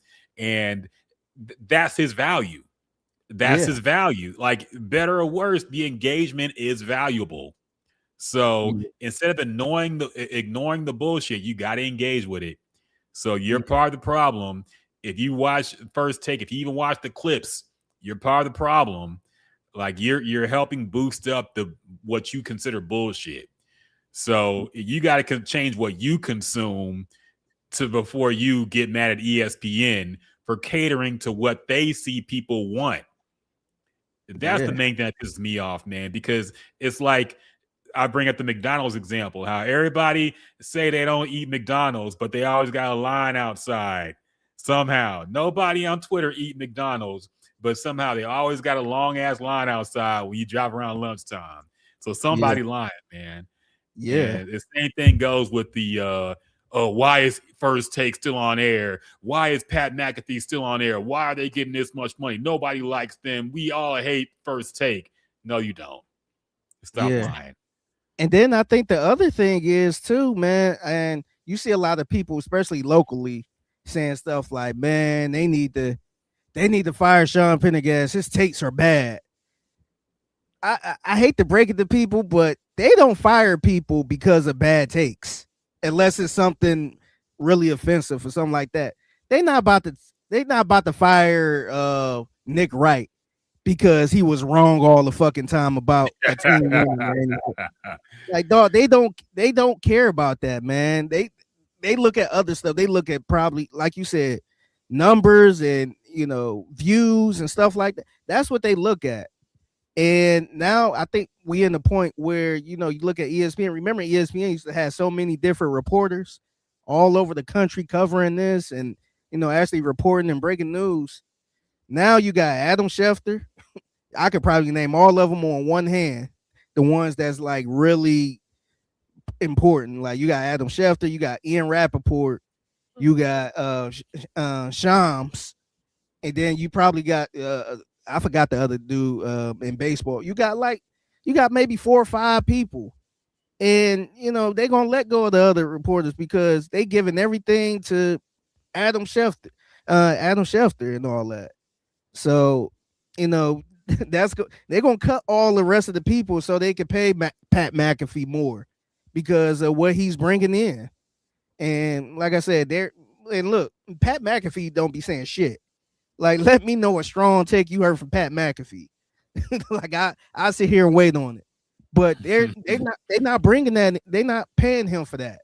They paying him for his YouTube, which he built up himself, his audience, his numbers, and all that stuff. That's why they're paying him. And I remember when they brought him in the first time. I was sitting there thinking, like, dang, this is kind of weird.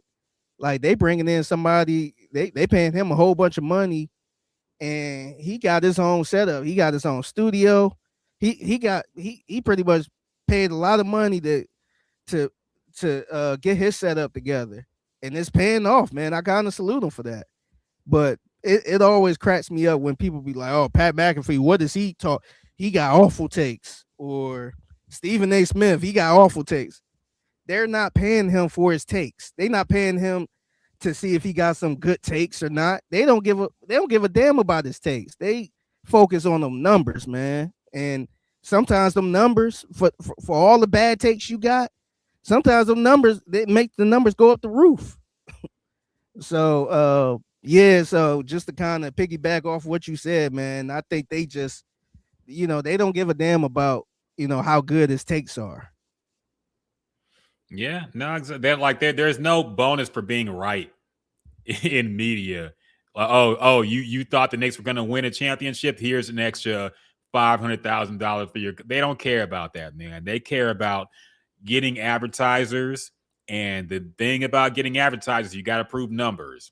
So if somebody want to advertise on First Take, you can put up the engagement, you can put up the numbers, their ratings, strong ratings. You can see the value in it. All right, and that the other, the journalism you say you love, they track that people don't watch that. If they had higher ratings of running Sports Center all day, they'd run Sports Center all day. But they don't, because they doesn't get that ratings or attention or engagement online. And not only that, it don't get the ratings like that, but the stuff you talk about on Sports Center, you could get that without it. You could, you could get the score on your phone. You could get whatever you want on the internet and stuff like that. But just the spicy hot takes and the arguing and the yelling and screaming back and forth, and not even just sports, man, just hip hop podcasts and all that type of stuff. You don't see the real journalism there. Like, it's a reason why whatever DJ Academics say always going viral, because he talking crazy, or Joe Budden saying something crazy. It's a reason why that the quote unquote bullshit always takes off more, man. So that's, I think, I don't think it's all about just, he was right. So he's they don't care about that, man. They care about them numbers. Yeah, 100%, man. Eddie Blanks on YouTube said, "Damn, Bron and Sixers, they most definitely winning the Eastern Conference Finals this year." Eddie, are you a bot? No offense, man, but that sentence sounded very bottish. Now, if that's your real opinion, I apologize. Hey, but honestly, yeah, I was gonna say maybe he's seen the LeBron headline in this podcast. Maybe he's like a LeBron fan, or if he was a LeBron fan, he would say we. But yeah, true. Or he's a Sixers fan, he would have said we. So I don't know. Maybe he might not be a bot. Maybe he just. I guess I'm just like, I suspect Twitter has ruined everything with these bots, man. Twitter just gets worse. Like, I really am trying to quit Twitter because it just gets worse and worse. Like, every update they do is just bad. And now the replies are super bad. Now, I used to love jumping in the replies of tweets and seeing a bunch of funny shit. Now it's like 90% bots. Now what they do is whoever wrote the tweet will reply to like every dumbass reply that he gets. And you see that first. You're just scrolling through the same person replying to every single thing. Somebody's like, damn, that's fucked up. They reply like, I know, right? I gotta see that stupid shit. And the fucking replies now is killing me, man. I used to see instant comedy when I jump in the replies of some funny shit. Now it's just ruined. And I don't trust anything online anymore, man. It's like there's so many bots out there that are realistic sounding. So I don't trust anybody or anything online anymore.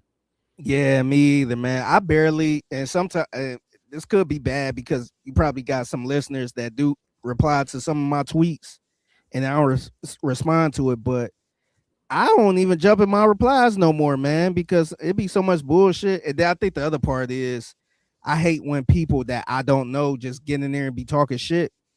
It's funny too, because I don't really look at my DMs for that reason either, because it be spams and people trying to hack your shit. Like I seen too many damn accounts get hacked.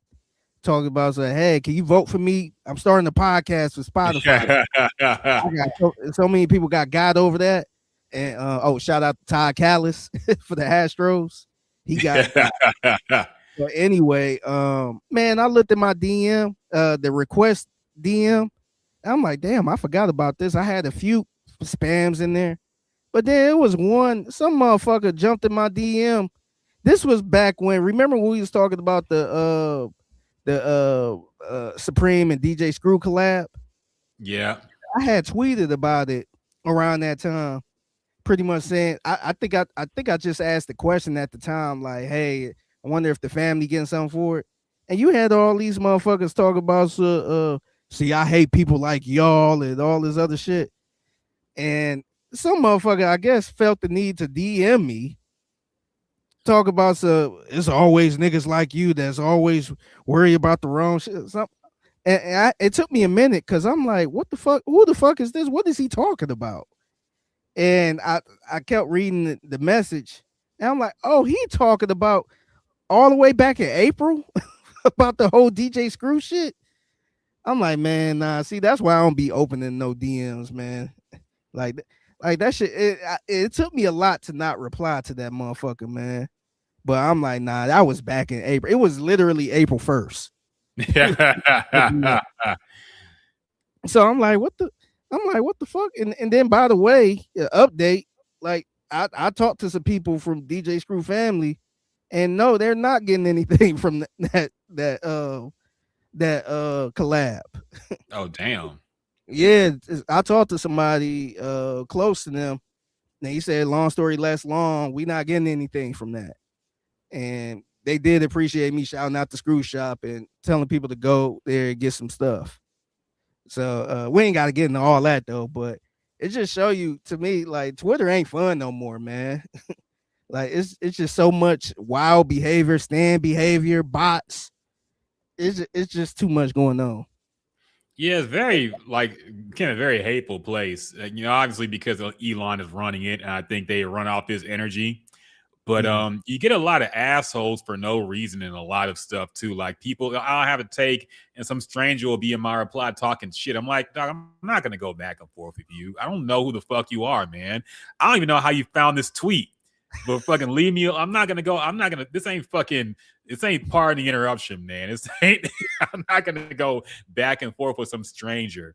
All right. So whatever thought you have, you could have it, man. I'm not gonna fucking reply or do anything about your whatever you dropped in my shit. Go ahead and go somewhere else, man. But it's turned into a very hateful place. Yeah, no, that's hateful place. But you know what might have an up on Twitter a little bit? I think the YouTube comments be wilding, man. Yeah. Like dog. So I just started posting on my personal YouTube, just my reels and all that stuff from Instagram. And man, when I tell you, it was a motherfucker on there, like, I think he said something like, y'all always using the word authentic. It's ain't authentic food. And I'm like, who the fuck? I wanted to reply so bad, but I'm like, man, I'm not about to go back and forth in the YouTube comments, man. Somebody that ain't even got a profile picture. And then somebody else is like, what the fuck is that on your head? I'm like, what the, like, what? Like, why are you coming to this page criticizing somebody for their looks? I'm like, man, it's low key getting like the World Star comment section, man. You remember the World Star comment section? Yes, dog. That would used to be the wildest comment section. Yeah. Oh man, they used to be brutal in that, man. And then to think about it, you'll be like an independent artist that spent like $1,000 to put your video on World Star and shit. And then motherfuckers like, man, this song is ass. Like, look at this bitch ass nigga. He ain't got no money. They just talking. I'm like, man, that's one reason why I never wanted to pay money to put anything on World Star, man, because I'm like, what is that gonna do? Yeah, unless you are already known, you're gonna get flooded. Already popping, man. Yeah, already popping. They'll probably put it on there for a lesser fee. Yeah, that was a rough place, but now that's all the internet now. You can be minding your business, posting content, and people will just come to hate for no reason. When I see shit, I'm not gonna lie, like my internet history been clean, but in general, when I see shit I don't like, I just move on. You know, there's very few occasions where something pisses me off enough where I gotta fucking go into somebody's comments. I've never DM'd anybody about no bullshit they said either. I don't know where people get out doing that. That's Yeah, wild. You gonna yeah, DM me about a tweet that yeah. had nothing to do with you? I'm like, man, like, what are you DMing me for, man? Like, you think I'm about to go back and forth? I don't know, man. I think people are just fucked up right now. I think people are lonely. People are sad. People is fucked up. The economy's fucked up, and everything's going to shit. So it's just they take it out on whatever else that annoys them. And Yeah, look, I understand, but you got to channel your frustrations better than that. Get something going in your life, man, because this is not it. You complain on the internet, and usually when you reply back, their energy ain't the same either. So you yeah, realize you just wasted your time. So it's like, all right, if you want to be friends, just say you want to be friends, man. You ain't got to do the kindergarten thing of fucking picking on somebody because you like them. Like, you a grown ass we call man, them love taps. right? If you Yeah, want to be cool, just say, hey, man, I like your shit. You know, let's fucking have, I don't want to say date, but yeah, fucking be like, hey, man, I like your shit. Let's go out and get a beer or something sometime. I'd be like, yeah, sure. But don't be fucking antagonistic because you secretly want attention from me. That's fucking yeah. strange, man. I can't believe this person DM me. I got the DM right here. This motherfucker said, niggas always want to be victims. Laughing emoji. Supreme gave the estate family a bag. Maybe do some research before trying to push a fake narrative for engagements. LOL. See, you Like, just proudly wrong for no reason. Yeah, You don't even know what he's talking about. why are you DMing me that? First of all, like tweet it to me like a man. Like, I'm 40, I'm a man. Like, Right. tweet it to me, man. Like, I'm not about to go back and forth with no DM over something. I had an idea about this. Like, I'm not about. I know the person don't know me, but I'm not about to go out here and be reckless saying something.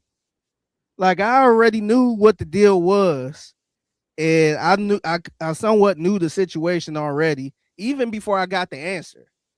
So that's why I'm like, what? Like, you clearly don't know. You loud and wrong, brother. Yeah, and it's a lot of people just proudly wrong for no reason, and that's part of the issue with the internet now and Twitter. All the fake shit going around. You could just say anything and be wrong, and nobody checks you on it, or nobody really cares to put. Because people ignore the truth. It's Yeah. confirmation bias. You only see what you already believe in. So if it's something that contradicts that, even if it's true, you're gonna ignore it. So very, very ignorant online right now, man. So protect your peace, everybody. Block, ignore, do what you got to do. Steve the Great on YouTube said they better leave our guy Figgy alone. I will say something if I see it. Yeah, protect Figgy at all costs, man. Remember, he used to say, protect Lil B at all costs. Protect Figgy at all costs, man. Yeah. Steve also says Pat McAfee association with WWE helps him out also because of WWE and ESPN relationship, which is bringing in money. Is it really? I don't know if that relationship's really working out for ESPN, and I do think they're going to end up ending it when the contract is up. You mean with the WWE relationship? Yeah, with ESPN, not Pat McAfee, obviously, but Yeah. WWE and ESPN hasn't really been working out a whole lot. And I know they tried to put Pat McAfee. Well, they did put Pat McAfee in WrestleMania, and everybody hated it. Yeah. And then after that, he just left and said, I'm not doing wrestling anymore. So he knew people hated it. And it was a bad look. So I don't think that's his value for ESPN. Now, I do think he's close with the TKO CEO, I think Ari Emanuel. So that relationship, I think, is important for ESPN. But I don't think him and WWE in particular were that important. Maybe they thought it would be better than what it is, but it has not worked out. He is not popular. People have not missed him in WWE. The people who watch, they did not like him in WrestleMania. And so he's kind of backed away from all that. But I am curious about the WWE relationship with ESPN though, because to me, I guess as a sports person, it's getting a little irritating whenever it's 100%. Like, dog, I've never seen so many wrestlers all throughout the day at ESPN, man. It's just oversaturated, man. I just don't. I mean, I understand they got a relationship with them. They in bed with them, so they gotta take everybody through the car wash, whoever it is. I don't even know no wrestlers for real, but the Miz or whoever it is, he he gonna be on Get Up, and then he gonna make his way to First Take, and then he gonna stop by Pat McAfee, and then he gonna go on regular Sports Center, and it's just way too much, man. I don't know. I maybe if I was a kid, I'd probably be all into it, but If you were a kid, you wouldn't like wrestling. Wrestling is now for like people our age who grew up when it was actually good. I don't think any kids are really into wrestling unless their parents are already super into it and took them when they were, you know. Do you feel like the way WWE is now with just all these different podcasts and grown ass men really being into it and taking it too serious? Do you feel like that kind of messed it up a little bit? 100%. I think now look, I'm not saying wrestling got to be super kid friendly. You know, when we liked it, it was pretty edgy and kind of teenager adult content. But I think 100% when they started catering to, you know, I guess the nerdier, it's interesting because I was watching a live stream. WWE Vault is a YouTube channel. And if you like old school wrestling, it's a good channel to watch. They had like a special on or a video about they had audience reactions throughout the years to WrestleMania. And it was very interesting looking back in the 80s because in the 80s, you would see like normal people at WrestleMania. You'd see somebody who like they work at a bank. You see some soccer mom and they'd be talking about, I'm rooting for Hulk Hogan. I'm rooting for, I don't know, fucking Randy Savage is going to win. He's going to win a championship. And they're super into it. And they're normal people. It's like a banker, some dude. You don't see a whole lot of rednecks. You see a lot of like regular people in the videos as fans. And then when you go on throughout the years, like to the 90s to 2000s, the fan base got like a lot nerdier, a lot older, a lot fatter. So it got a lot more into the nerdier kind of people who are just super into wrestling and not normal people who just go to watch wrestling on occasion. Yeah. And I think that they really lost the casual fan. And I don't think they're trying hard to get them back, but it's just not working out. These new wrestlers just don't have the charisma of the old ones. Yeah, I think the part that bothered me is, or at least, I think the reason why I liked it as a kid a lot is, you know, for one, it kind of felt real, and it wasn't all these different blog sites or podcasts just spoiling everything and all this other stuff where it was literally every Thursday night. I don't know what I'm getting. I just saw the preview from Monday Night Raw that this is what's coming up on SmackDown and all that type of stuff. So that's all I knew. And so I'm going in blind, just watching everything and just following through. Now it seems like it's way more nerdier. You got people doing podcasts on this shit. You got wrestlers doing podcasts. All you hear about with wrestling, oh, the storyline is awful on this one. Oh, I like this great storyline. Oh, wow, this match lasts way too long. Or I don't know why they put Hulk Hogan in the ring with so-and-so. And no, so-and-so should be fighting for the belt, not this person. And it's just too complicated, man. Like, you know how many times I wanted to see Stone Cold and The Rock fight, and then something happened where The Rock don't get his chance, or Stone Cold don't get his chance, and now it's The Rock versus Vince McMahon or something like that, where, you know, it wasn't all this, oh, I don't know why they're doing that. The script is just so awful, and it just critiquing it way too much, where I'm like, man, it's not that serious, man. Like I know, like, I guess we do that with certain TV shows and stuff like that. Yeah. But I guess it's technically kind of like a little entertainment TV show, reality show ish. But it seemed like they dive too deep into this, man, where it's just, oh no, I don't know why Triple H is writing the scripts like this. It's just like, man, like it's like I don't want to hear this shit at this point. And on top of current wrestlers doing their own podcast, talking about it and all that. So I think that's what kind of spoiled it for me. Now, I don't want to hate on people doing wrestling podcasts because, like, I get it. There's a market for it. And look, I'm not shitting on wrestling. I like wrestling. I watch wrestling still. I don't watch WWE, but I do like wrestling. So I'm not going to shit on it. But I do think you have a point. I think the issue is when we started talking about the behind the scenes stuff, like we started learning too much about the inside of the business. And that's what kind of ruined it. That's what ruined it for me. Because when I was growing up, I didn't know who was writing. I didn't know who was doing the script. I didn't know. I wasn't paying attention to, someone's contract is up, so they're probably going to lose at WrestleMania. I didn't know any of that shit. I just went along for the ride. Yeah, and we didn't know until we saw one of these wrestlers in ECW or WCW. Yeah. We were like, oh shit, D'Lo Brown over at WCW.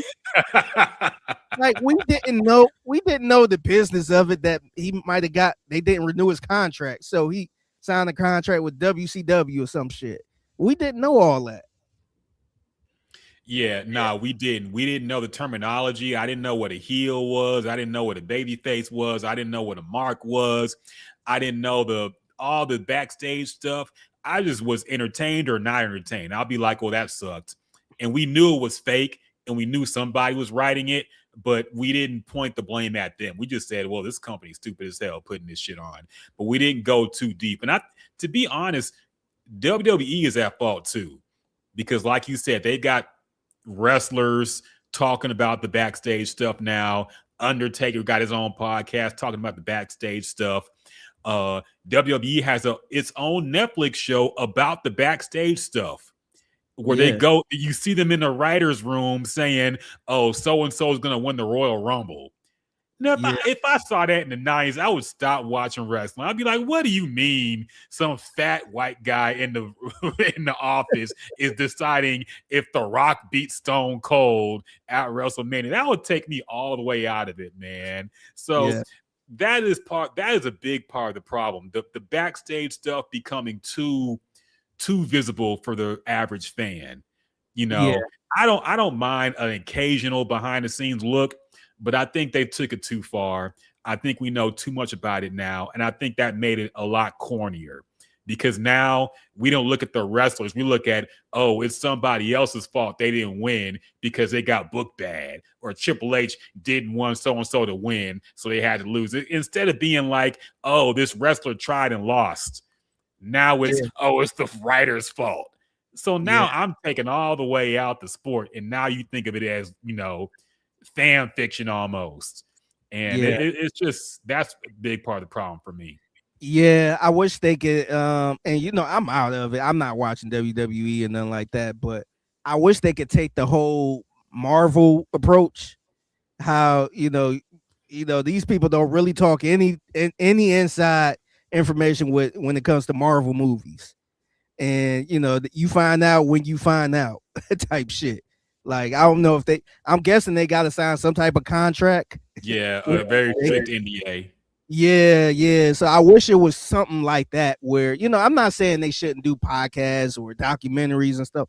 I think it depends on the person. If it's a documentary on Booker T or something like that, like I get that type of stuff. But I don't like the whole current wrestlers. And I know they got to make their money, but I don't like the whole current wrestlers doing a podcast and just talking about, like, just imagine The Rock was doing a podcast during the 90s or the 2000s. Then, all right, joining me right now, Stone Cold Steve Austin. And you're like, wait, now I thought they hated each other. Or Triple H is joining me right now, and they talking about how they love working with each other. It's just like, man, I don't want to see that shit, man. Like, I thought Stone Cold really whooped Booker T's ass in that grocery store. I thought they hated each other in real life. So I think I think they pulled the curtain back way too much, and most of the talk ain't even about if whoever can beat whoever fairly, or this wrestler is better than that wrestler. All you hear is about is the scripts. Oh, Triple H, he butchered this script, or why did he put this person against that person? And see, this is why you need Vince McMahon back, because Vince McMahon would have did this. We don't talk no, seriously, we don't talk about who's the best wrestler, or who can beat this person. And no, that person can't beat that person. We never talk, or at least I never hear about that. It's mainly just the scripts and the storyline. No, 100%, man. And whenever somebody loses, they don't look at the story. They just look at, it's bad booking. Triple H holding this brother down or something like that. And it's like, maybe they're making a story here. Maybe there's something going on, but they don't even think of that far ahead. They're thinking, it immediately is somebody, if their favorite wrestler loses, fuck Triple H. Fuck Triple H. Yeah. Triple H don't even wrestle no more. And he's still like the most hated heel in wrestling, and he ain't wrestled in years. Just because he has creative control. Who is the super popular wrestler? I don't even know if he's still wrestling, but I think he was the son of somebody. Cody Rhodes. Cody Rhodes, yeah. Dusty Rhodes. Was that Dusty Rhodes' son? Yeah. Dusty Rhodes' son? Yeah. Like, I was so irritated hearing all the stories like, oh, yeah, they don't want him to win the title and all this other. Talk about storylines. Not even the actual wrestlers don't want to give him a shot or anything like that. All the storylines and stuff. I'm just like, man, this is silly, man. And that makes me not want to get into it, because I don't want to hear that much. Yeah, and he's the one with the podcast too. So he has a podcast talking about backstage stuff with wrestlers, and so it's all kind of a mess now, man. But for people who still watch to stay strong, more power to you. I'm not hating on people who create content about wrestling. I understand, and I consume some of it, but it's never going to hit the same as it did back then because of all this attention on the backstage stuff.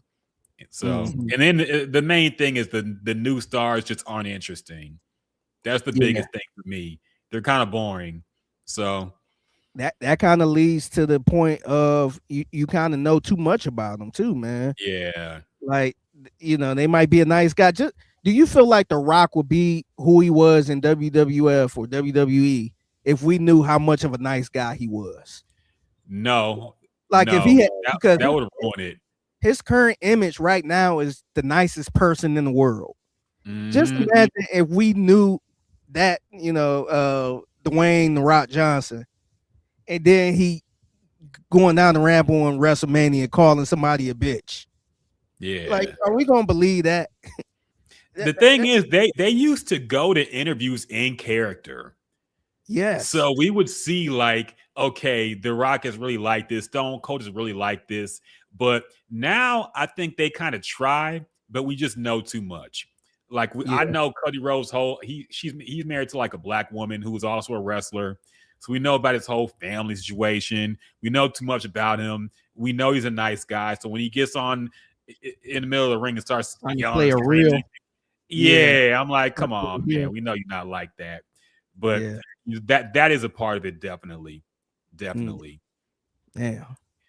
That's our podcast about why wrestling is WWE, at least, is whack. Yeah, hey, man, we might pivot. Hey, if the wrestling content gets more hits, we might pivot to wrestling. Who knows? We try gaming, we might hit wrestling next, man. Because this rap stuff, we're trying to. Go ahead. Oh no, go ahead. I was just gonna say, if I post this as a YouTube short, they're gonna be in the comments talking shit about my hair and all that. Oh, wrestling fans are insane, man. That's the reason why I don't engage with any of it online. Wrestling fans, if you say, damn, if you see somebody fuck up a move and you like, damn, that sucked, people get on your ass. Like, what the fuck do you know about Jade Cargill? Man, she's been doing it she's only been wrestling for so many years. You can't give a black, like, they get insane about the shit. They get wrestling fans will will look up your IP and try to hunt you down, man. They're insane. So I don't mix with them in general. I just watch from afar when I feel like watching. Other news that's going on. We got other things to talk about. You put the Martin. I've heard about this. I think Martin spinoff show, the Varnell Hills show. Oh yeah. Wait a minute. First off. The game in YG Verzuz. Yes. Did you watch that? I attempted to watch this, man. I ain't even gonna lie to you. I got in on it a little late because I forgot about it, and I saw everybody talking about it, so I tried to tap in on it. And dog, I think I watched maybe a good 2 minutes of it. It was like 2 or 3 minutes straight without hearing any songs. It was just niggas talking back and forth, drunk ass game. Sitting there, I don't know what he was doing. I'm like, are y'all gonna play any music? I didn't know what was going on, man.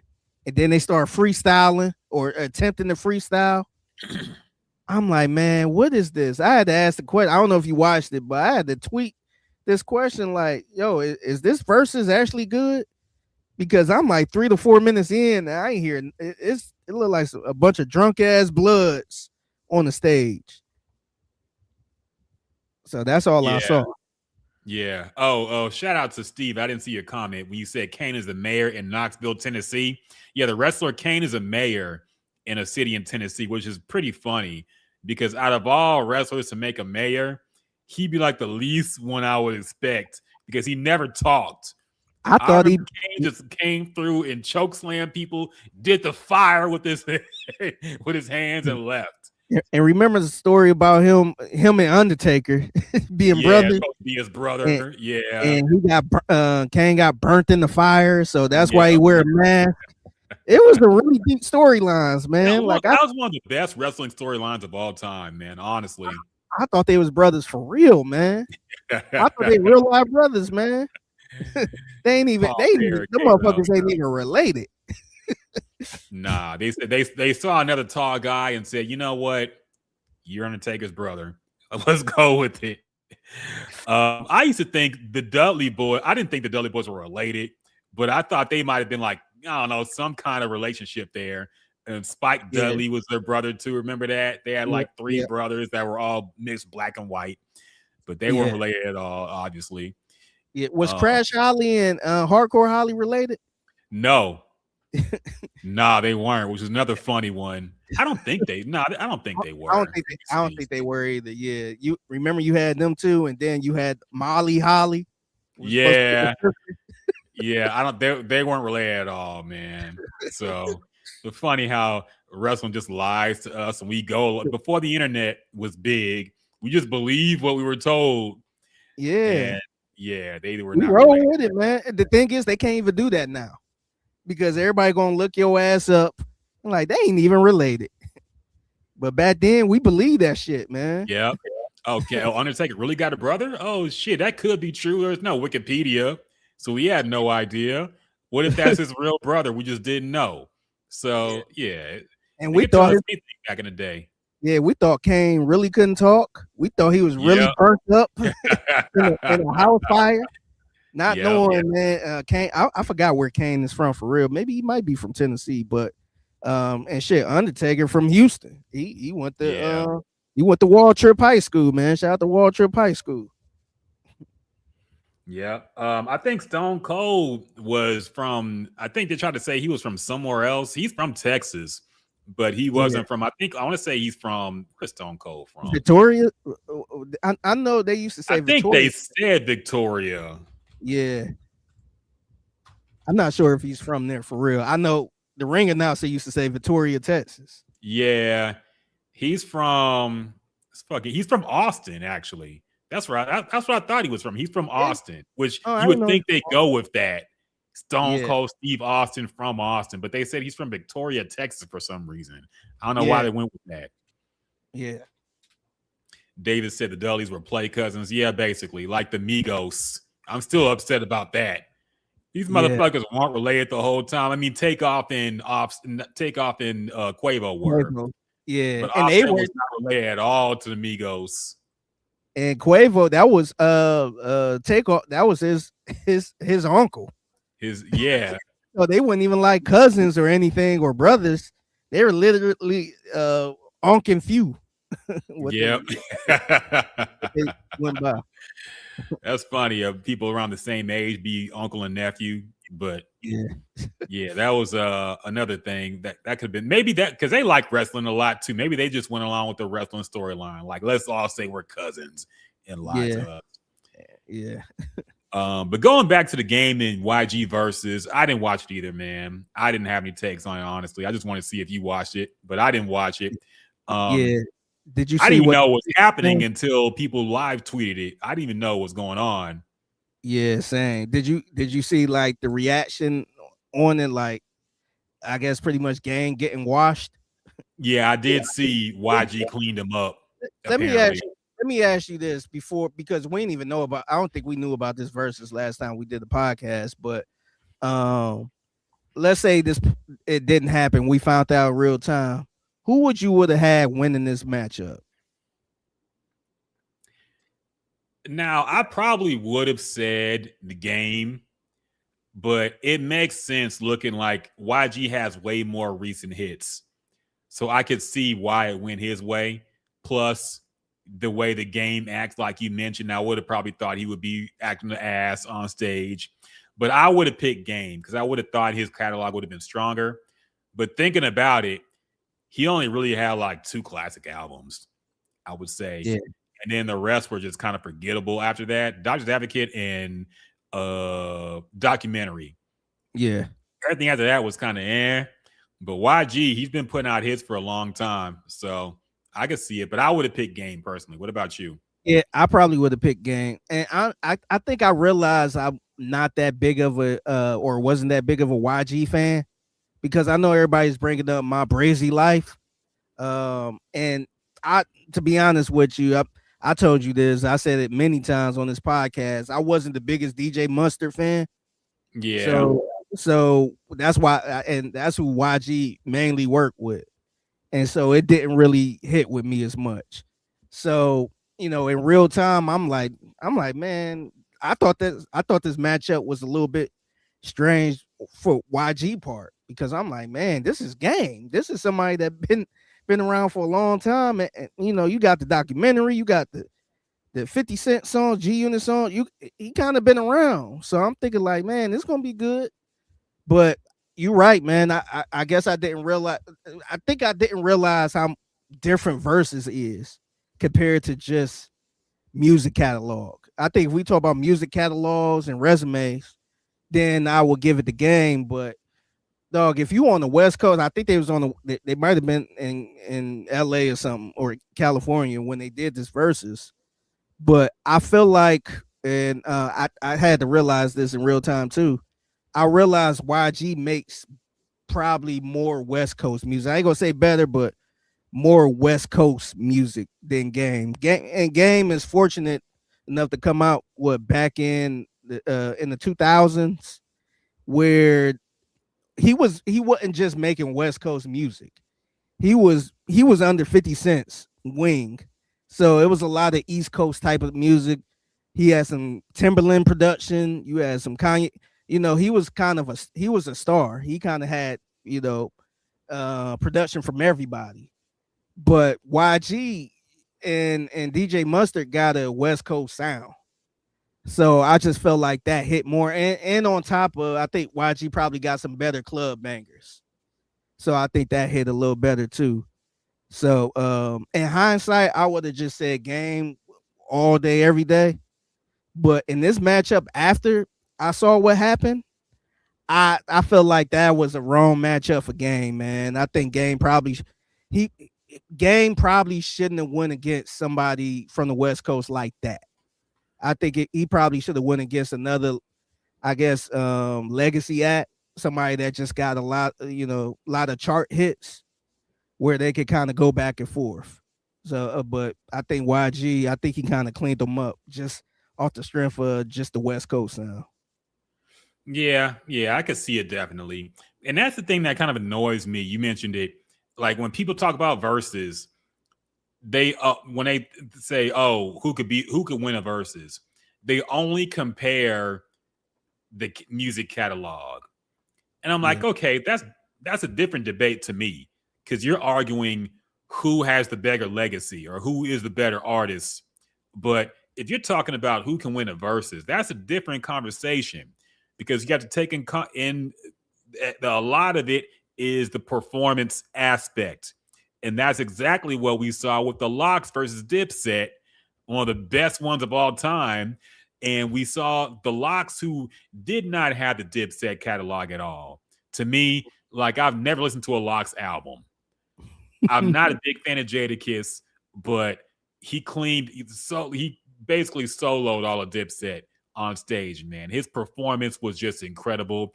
And they came out like they didn't give a shit and they didn't even know where they were half the time. And that's the biggest thing about the verses is moving the crowd in the performance. That's why people act like Lil Wayne would be great in verses. No, he wouldn't. He would be awful because he's not a good performer live. So you can say on paper, yeah, Lil Wayne should beat almost anybody in a verses, but if it actually played out in real life, number one, would he even show up? number two, he would probably be terrible. Yeah. So that's why you can't just go by, oh, this person has the better catalog, so they're definitely going to win the verses. No, it's not that simple. The performance matters. Yeah. No, they do. That's true, man. That's kind of like if you think about it in a sports term of let's say somebody like a Robert Ory, he got like what 7 rings, 8 rings, or whatever the case may be. Let's say he had all them rings when he was playing, and then say, all right, he going up against Michael Jordan. No, Robert Horry will win that all day. He got 8 rings, or if you use an argument like that, it's like, nah, you gotta see them go back and forth to determine the whether. Otherwise, what's the point of the verses? What's the point if you just going, show each other their each other's resume? So I think exactly. So I think that's why because I mean we all guilty of it where we see somebody like a Jay-Z, like, oh, Jay-Z, he'll watch Kanye West and all that type of stuff. What he gonna play when you play with a takeover or whatever it is? And I don't think it's that simple, man. I think it's really performance. You got to check the temperature of the crowd. You got to know what to play and what not to play at this moment. And I think Jeezy and Gucci, which is a good versus too. They Jeezy went in. He wasn't trying to play no new shit. He stuck right to the Trap or Die formula. Meanwhile, Gucci playing a song with fucking Bruno Mars. It's just like, nah, like dog, I know what you're trying to do, but no, stick to what works, man. And I think that's what you got to do. No, 100%, man. I knew Gucci was going to be cooked when he was asking people what he should play. I'm like, all right, so you don't even know what your best songs are. So it's going to be a bloodbath. He was talking about play some new shit. Like, why are you playing that old shit? Play some new shit. Nobody want to hear your new shit right now. We want to hear the hood classics, man.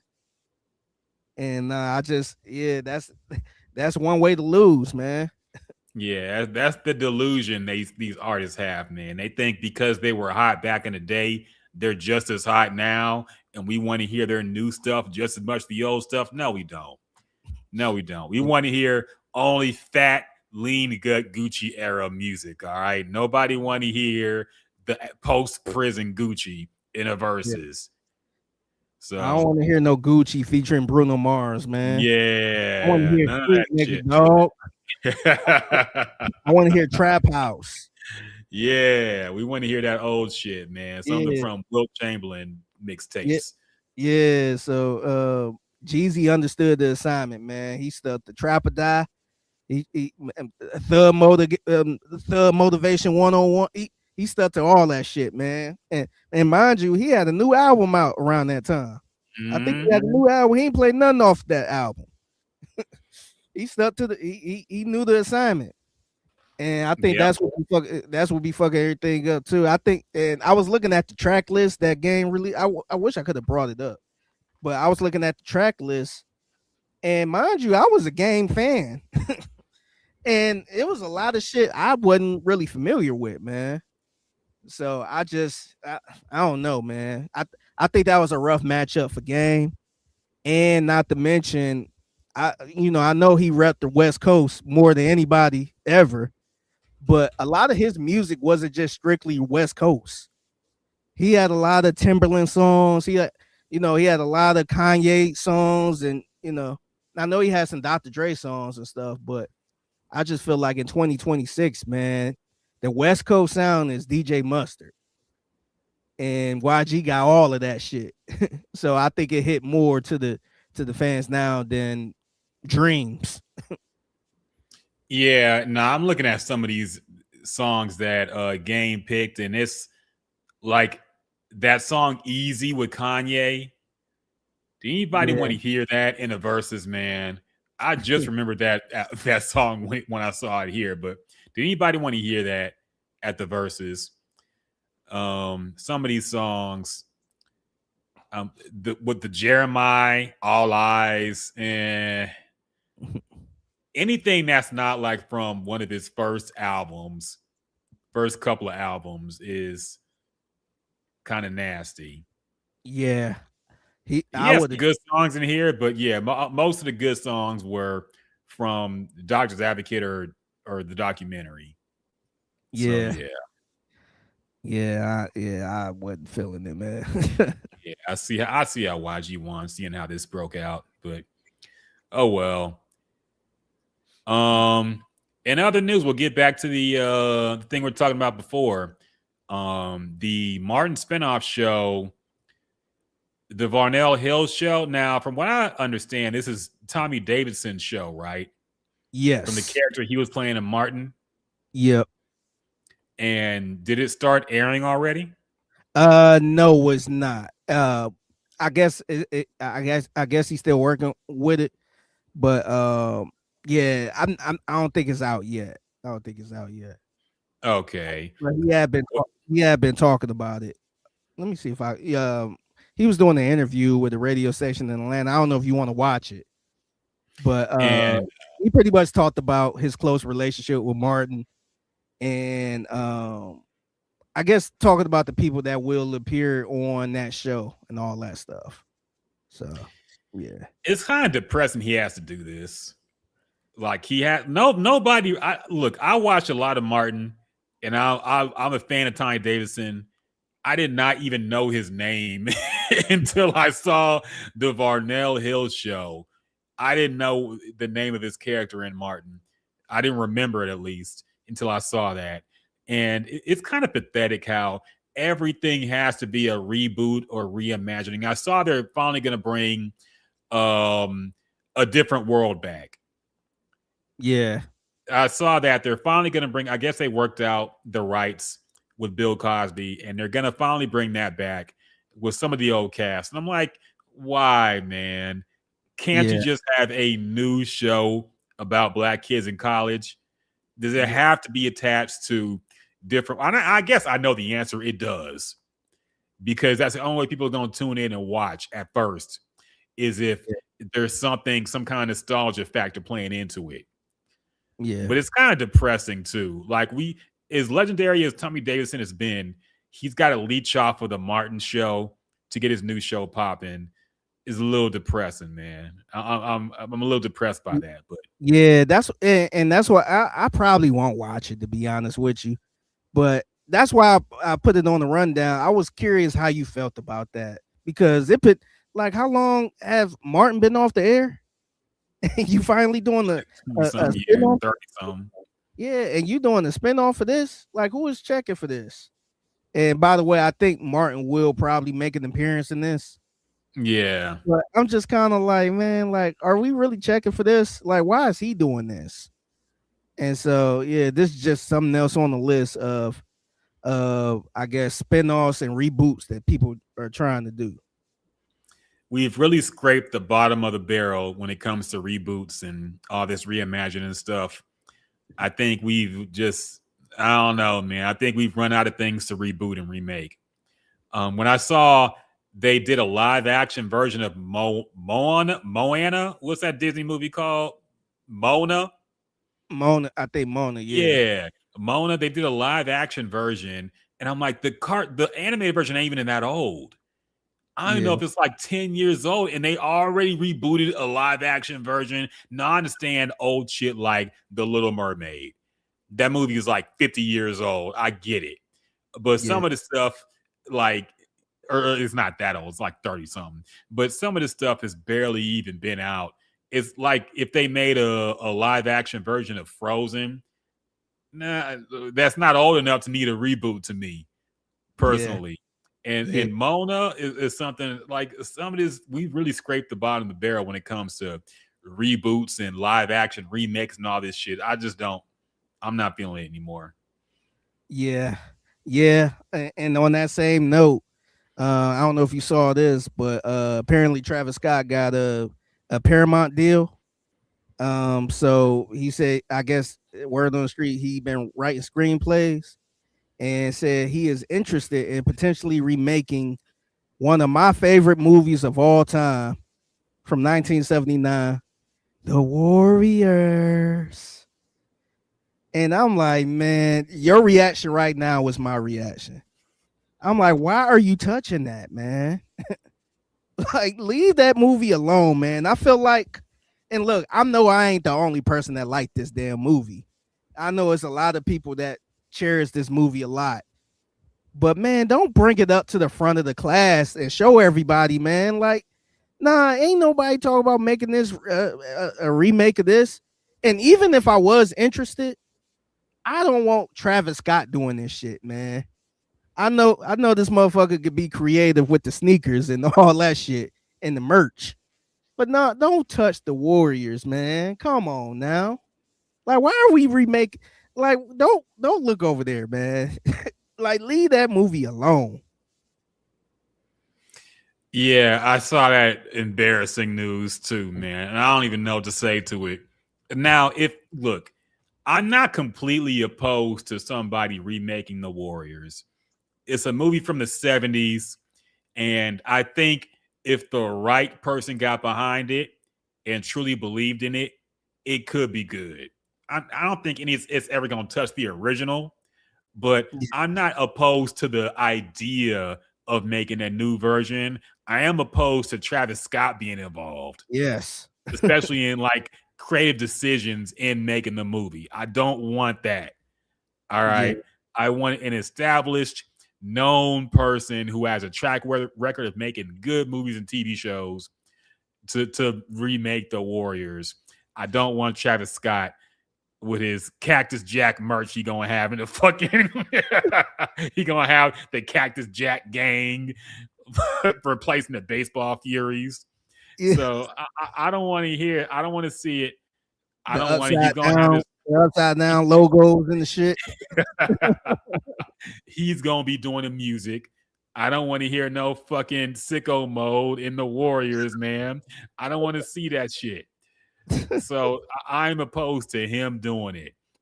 Yeah, same. That's one of my reasons too, man. Like, I like the original movie a lot, man. So I might be a little biased on that, where I don't want nobody to touch it. But I'm not mad at anybody who see it for the first time and say, this is a little outdated. I totally get that. This ain't like remaking the movie from 2010 or something like that. So I'm not mad if somebody wanted to, Christopher Nolan or somebody like that want to put his hands on it or something like that. that movie might be funny as hell. That'd be funny as hell if he did, but I'm not mad at that. I'm mad at Travis Scott. Look, like, dog, don't look at the legendary movies, man. Go remake fucking Juice or something, man. Remake Baby Boy. go remake shit like that, man. Don't be looking in the classic categories. No, I 100% agree, man. David said, does he want to do The Warriors because it's an adaptation? Does he want to do The Warriors because it's an adaptation of the Odyssey, which she was just in? Don't remind me that Travis Scott is in the Odyssey, because I do want to see that movie. If you want to see it, I want to see it. Okay. Now, unfortunately, I can't watch it in the true intended form of the 70mm IMAX because I'm not going to drive to fucking Dallas. And even if you do, the tickets are sold out for like the next few months. Yeah. So good luck even getting a ticket to see it in the original format it was in. But I do want to see it. I heard it's good. Looks good. Every shot I see of the movie looks crazy good. So I do want to see it.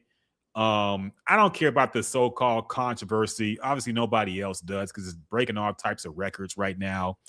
But What's the I do controversy? want to see it. Basically, people are upset. You know, the typical grifters and political people are upset because they're saying it's not historically accurate because there are Oh black yeah. people in it. Basically, they There were was a mad that Chinese Lupetia person in played. there.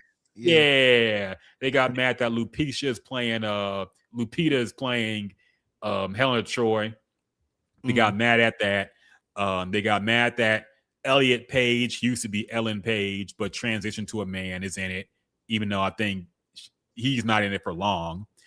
There's just typical stuff people get mad at online, but nobody cares because it's still breaking records and everybody's going to go see it. Yeah. I heard Travis Scott wasn't in it that long either. Thank God. Yeah. I I don't mean, know if that's gonna make it better for you. I just don't even want to remember he's in it when I buy the ticket because I'll be like at the checkout, like, oh, Travis Scott in this fucking movie, man. I don't know if I want to pay $30 for it. That cashier But- gonna be like, "Oh, you want to see the Odyssey freak featuring Travis Scott?" Oh man, you walk up and Nolan see his, movie featuring Travis Scott. you see his poster on the wall when you're going to the movie. I'd be like, oh God, I don't Is want to he- see it. I wonder if he talking in auto-tune in this movie. Yeah. I wonder if Jasmine went to go see it just because of Travis Scott. I gotta I check don't in know. with her on that. I don't know where she stands with Travis Scott. I remember last time I talked to her about Travis Scott, she wasn't really a fan anymore because I think she got more into religion and found out like his demonic symbolism in his music and shit. So I think she might have cooled off on Travis. I'm not sure. But I do want to know. It'll be funny if she went to go see the Odyssey, which she has no interest in watching, I'm sure, just because it has Travis Scott in it. I do want to know. We got to ask Jasmine when we talk to her. I'm gonna check in with her and see, and I'll Yeah, report. let me know. David said, "Free the Cactus Jack cut." Yeah, there's an extended cut in the movie where he's like in half the scenes, and they cut it out because he couldn't act. Yeah. But I do want to see it though, man. I'll probably go see it this. I don't know about this weekend. It's gonna be packed, but sometime I do want to go see the Odyssey. So I'm gonna see. I heard it. I heard from some good some people that it was good. So yeah, but it could be one of the Chris Nolan's I guess the Minions that feel like everything was good. Yeah. I have no idea. I think I've never seen a movie of his that looked bad.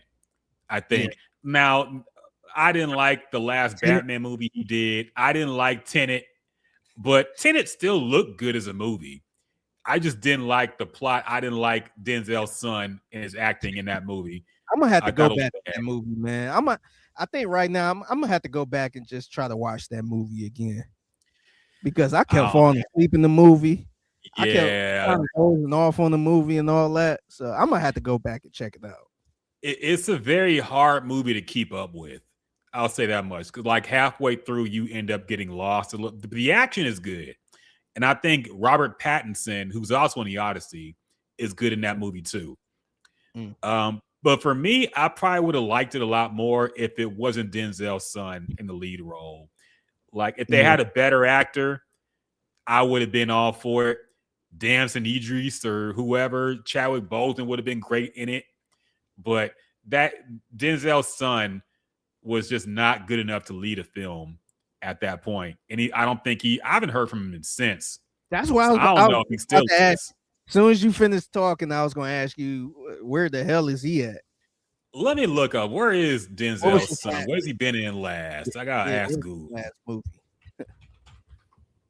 What's his name? John David Washington. John David, Okay. What has he been in since Tenet? Has it worked out for him? Let's see. Film credits. He was in a movie called Malcolm. I remember this movie, and it looked terrible. Malcolm and Marie with Zendaya. Remember that shit? No, I That don't. Zendaya movie where the trailer just looked like they were arguing the whole time. He was in a movie with Zendaya, and I guess they were married but having issues. I don't know. And okay, he was in a movie called Beckett in 2021. It looked like the last movie he played in looked like was 2024, which was the piano lesson. It's a Netflix movie with Erykah Badu was in it. Okay. I never even heard of this. Yeah, me neither. One of them straight to Netflix shits. Yeah, 2022 he was in Amsterdam. I don't remember that movie. 2023 he was in The Creator. What the hell is this? This looks like a crazy movie. I didn't even hear this. It's a sci-fi movie. The Creator? Yeah, set in 2070, 15 years after AI set off a nuclear detonation in Los Angeles, which started a war of humans against AI. A former special forces agent is recruited to hunt down and kill the creator who made the mysterious weapon with the power to end the war. Now, I like sci-fi movies. I might actually kind of want to see this, but I don't know if what is. I'd never heard of this movie before. This came out in 2023. I'm trying to see if it came out in movie theaters. Yeah, it was 100 million in the box office. I never heard of this. Me neither. I never heard of this movie before. I might look. That might be the review. Maybe we got to bring back. We used to do film reviews on this podcast. Then we stopped because we didn't watch movies no more. I might actually watch this movie and give my thoughts on it. Yeah, I do like sci-fi movies. Yeah, fuck it. Let's watch it, man. Yeah, that's our homework assignment for the podcast. Watch the Denzel Washington son movie, The Creator. That's what I'm calling him until he's in the role. I ordered my hot sauce an hour ago. Oh God, man. Christopher Nolan, man, what were you thinking with that shit? What was going on? I saw this quote.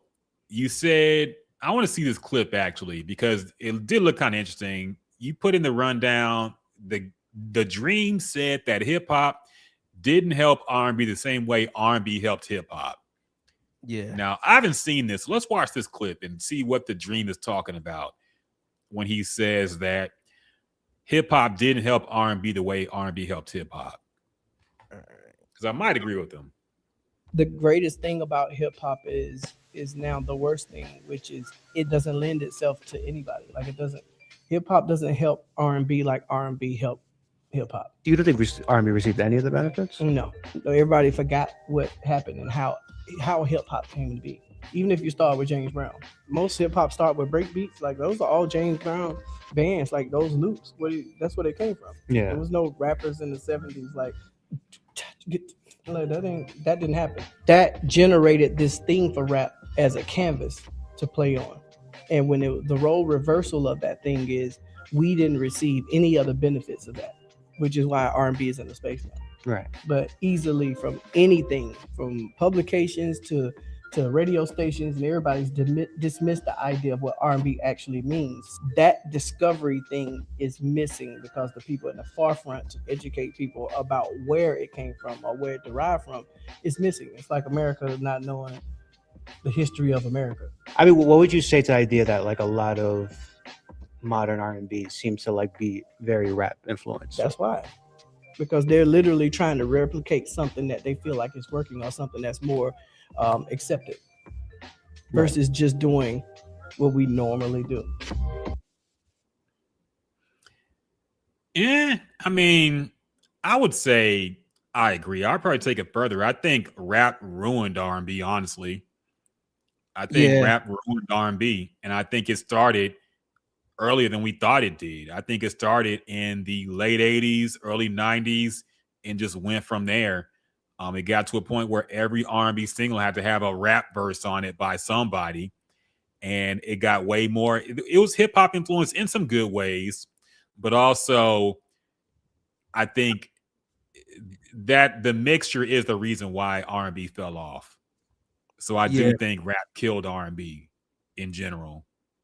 Yeah, that's where I was kind of going with it. I know he went a little deeper with James Brown, and because I was wondering how R&B helped hip hop, and I thought like I wasn't sure where he was going with it, but he kind of took it back to James Brown, like them loops and stuff like that, which I agree with.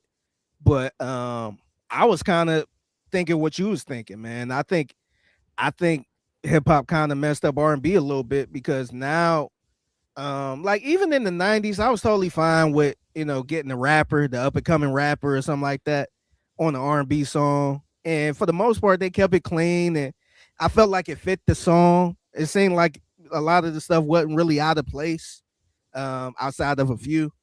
But now it just seemed like a lot of stuff that's being I guess category as R&B is like rappers that that try to sing and use a lot of auto-tune, and cussing a lot in the R&B, and just not really singing. I, that's how I kind of looked at it as. I kind of looked at it as that type of hip hop type stuff. I feel like that kind of ruined R&B a little bit, because now the real R&B that we kind of grew up to, or a lot of people like, or the true definition of R&B, is not really there, man. They don't really look at it like that. You get a lot of,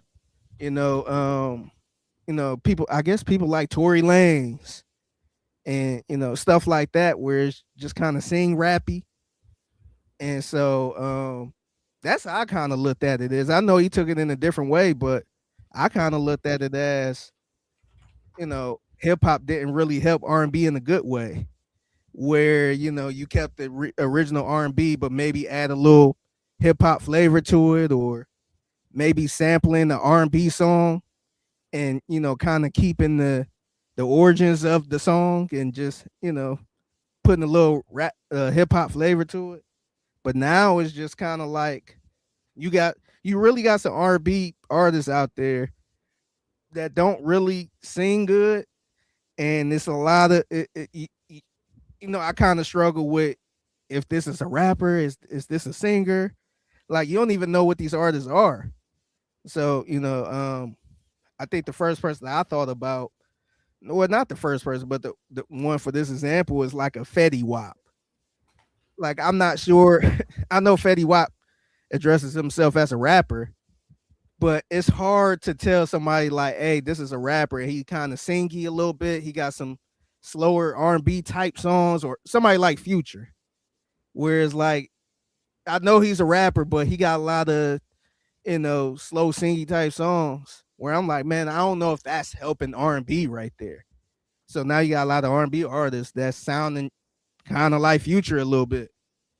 So that's how I kind of looked at it when he said that. Yeah, I think he basically was being nice about it. He didn't want to come out and say just that, but I think that's the case.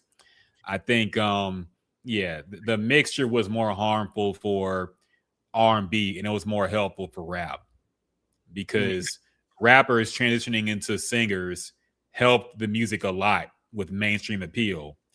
But R&B mixing rap in didn't really do the same thing. I mean, maybe at the peak of rap, it helped. Like, for example, John B and Tupac. I didn't know who John B was until he dropped that song with Tupac. Then suddenly I knew who John B was. I know he had been around, but that was the Are You Still Down song is just such a good song. Such a great song, really. And that's a case of it helping somebody at the peak of rap, when it's just, but now especially we see the effects of that, the fallout of it. Every singer want to be a rapper, and every rapper kind of want to sing, and the whole thing is just fucked up. The whole pool is just full of shit. So yeah, you don't know how to address some of these people. Like, how would you address what's the guy that's on Travis Scott label? Don Toliver. Yeah, like, yeah. What do you consider Don Toliver? Because to me, I feel like he sing a little more than he rap. No, he 100% sings most of his shit. Yeah, so like, is he considered an R&B artist? If he's if he's considered an R&B artist, then this is no disrespect because I like a little bit of Don Toliver, but that's not the same type of R&B as like I would say like a LMA. I'm trying to use somebody that's still kind of current. I don't want to compare him to John B or somebody from back in the day, Keith Sweat. But that's not even the same type of R&B that's in this pool, because it's kind of like singy, rappy a little bit. But then, some of the hip hop heads ain't gonna consider that hip hop. So it's kind of like in a weird space. So I don't know, man. I think like I really don't know, man. I don't know what to label him as. And at least somebody like a Drake, when he's singing. And then when he's rapping, He could kind of, he's not like like a Travis Scott or Don Toliver or something like that. So I think it get a little confusing, especially when his music sound a little slower, whereas it can really go as R&B. So I think it get a little confusing. Yeah, no, I agree. Like, if Maxwell dropped a new album, would you in best R&B category have Maxwell and Don Toliver in the same fucking category? It would be insane. So, yeah, no, I agree. And I do think partially a lot of people just want to shake the rapper label in general. So they wanted to start singing more and being more R&B focused. And it does increase your wide, I guess, appeal. I guess especially among the female fan base. But I think it's poisoning the well in what R&B is and what people expect from R&B now, and just it sounds completely different from what we thought R&B or knew R&B to be for our entire life. So it's super. What can you do? Yeah, it's super confusing too, because I think with the Grammys and all that stuff, it don't really help that whenever they put somebody in one of these categories, like let's say they put Don Toliver in the rap category, he gonna come out and be like, this ain't a rap album. So it's like, all right, what is it? So I think that kind of muddied the water a little bit. No, it did, man. It did. But what can you do? R&B is just cooked. All we can do is just listen to old songs and think about the good old days. Because, we've got to mention, somebody mentioned it in the chat, but the Tony Romo arrest, you see that? Tony Romo got arrested for OWI in Wisconsin, which I didn't know what the fuck a OWI was. Operating a vehicle while intoxicated, apparently, or under the influence. And I don't know how that's different from a DUI. But apparently it is a civil crime, not a criminal. And it's like a $150 fine, basically. So that's why he's smiling. I think that's why he's geeked up in his fucking mugshot, because he realized it's still just good. It's gonna be just an afternoon and I'm done. So let me go ahead and pay this fine. So I wonder exactly what he was doing. You said OWI. I wonder, is it just maybe sitting behind the wheel of a car, drunk or something? Yeah, that's what I'm wondering. I don't know what the difference is. Driving. It said operating while under the influence, but it's not a DUI. So maybe he was just sitting in a car, drunk as hell, and somebody saw him. Yeah, maybe he was just sitting in the car while the car was running or something. No, wait, he was driving. The Milwaukee County Sheriff's Office states Romo was pulled over on a high-rise bridge while going southbound on I-43. He was taken into custody after they say he performed poorly on several field sobriety tests. Okay. So yeah, OWI, DUI. I say DUI is pretty much the same offense. Operating a vehicle while impaired by alcohol or drugs. I think the difference is the terminology depending on the state. So I think Milwaukee go by OWI, and then I think Texas probably go by DWI or DUI. I keep saying DWI, DUI. But there's DWI too. So no, that's another charge. Yeah. In Wisconsin, apparently, a first offense OWI is generally considered a civil offense, not a criminal charge. The citation typically carries a fine ranging from $150 to $300. So yeah, this ain't nothing for him, man. He'll shake that off. Okay. Wisconsin must be a crazy ass place to live, man. If they let you off the first time you driving drunk, hey, that's a beer state. That's a beer state, man. They do a lot of drinking there. Yeah, it's cold up there, man. Gotta stay warm. Yeah, they also did say operating versus driving. It could be something where the vehicle was not moving, but this ain't the case if he was driving across the bridge. They said he was pulled over, so yeah, I don't know. Maybe they said, "Hey, Tony Ron, we fuck with you. We gonna let you off light." OWI. What was he doing there? Like, do he got some connection there in Milwaukee? I don't know. I have no idea. Apparently getting tore up. So how did you feel about him? Did you see the mug shot? Yeah, it looked hilarious. Yeah, it looked like he was getting his Pablo Escobar on, man, just smiling. Super geeked up, man. Ears red as fuck. You know he's still lit. Yeah, that's a hilarious mugshot. Man, football season right around the corner. Yep, getting ready for it, man. Last but not least, man, let's talk about the Resident Evil movie. You sent me the trailer on Twitter, and it looks good, man. I'm just hoping they don't fuck it up. I don't think they will. It looks good, but I do have a complaint.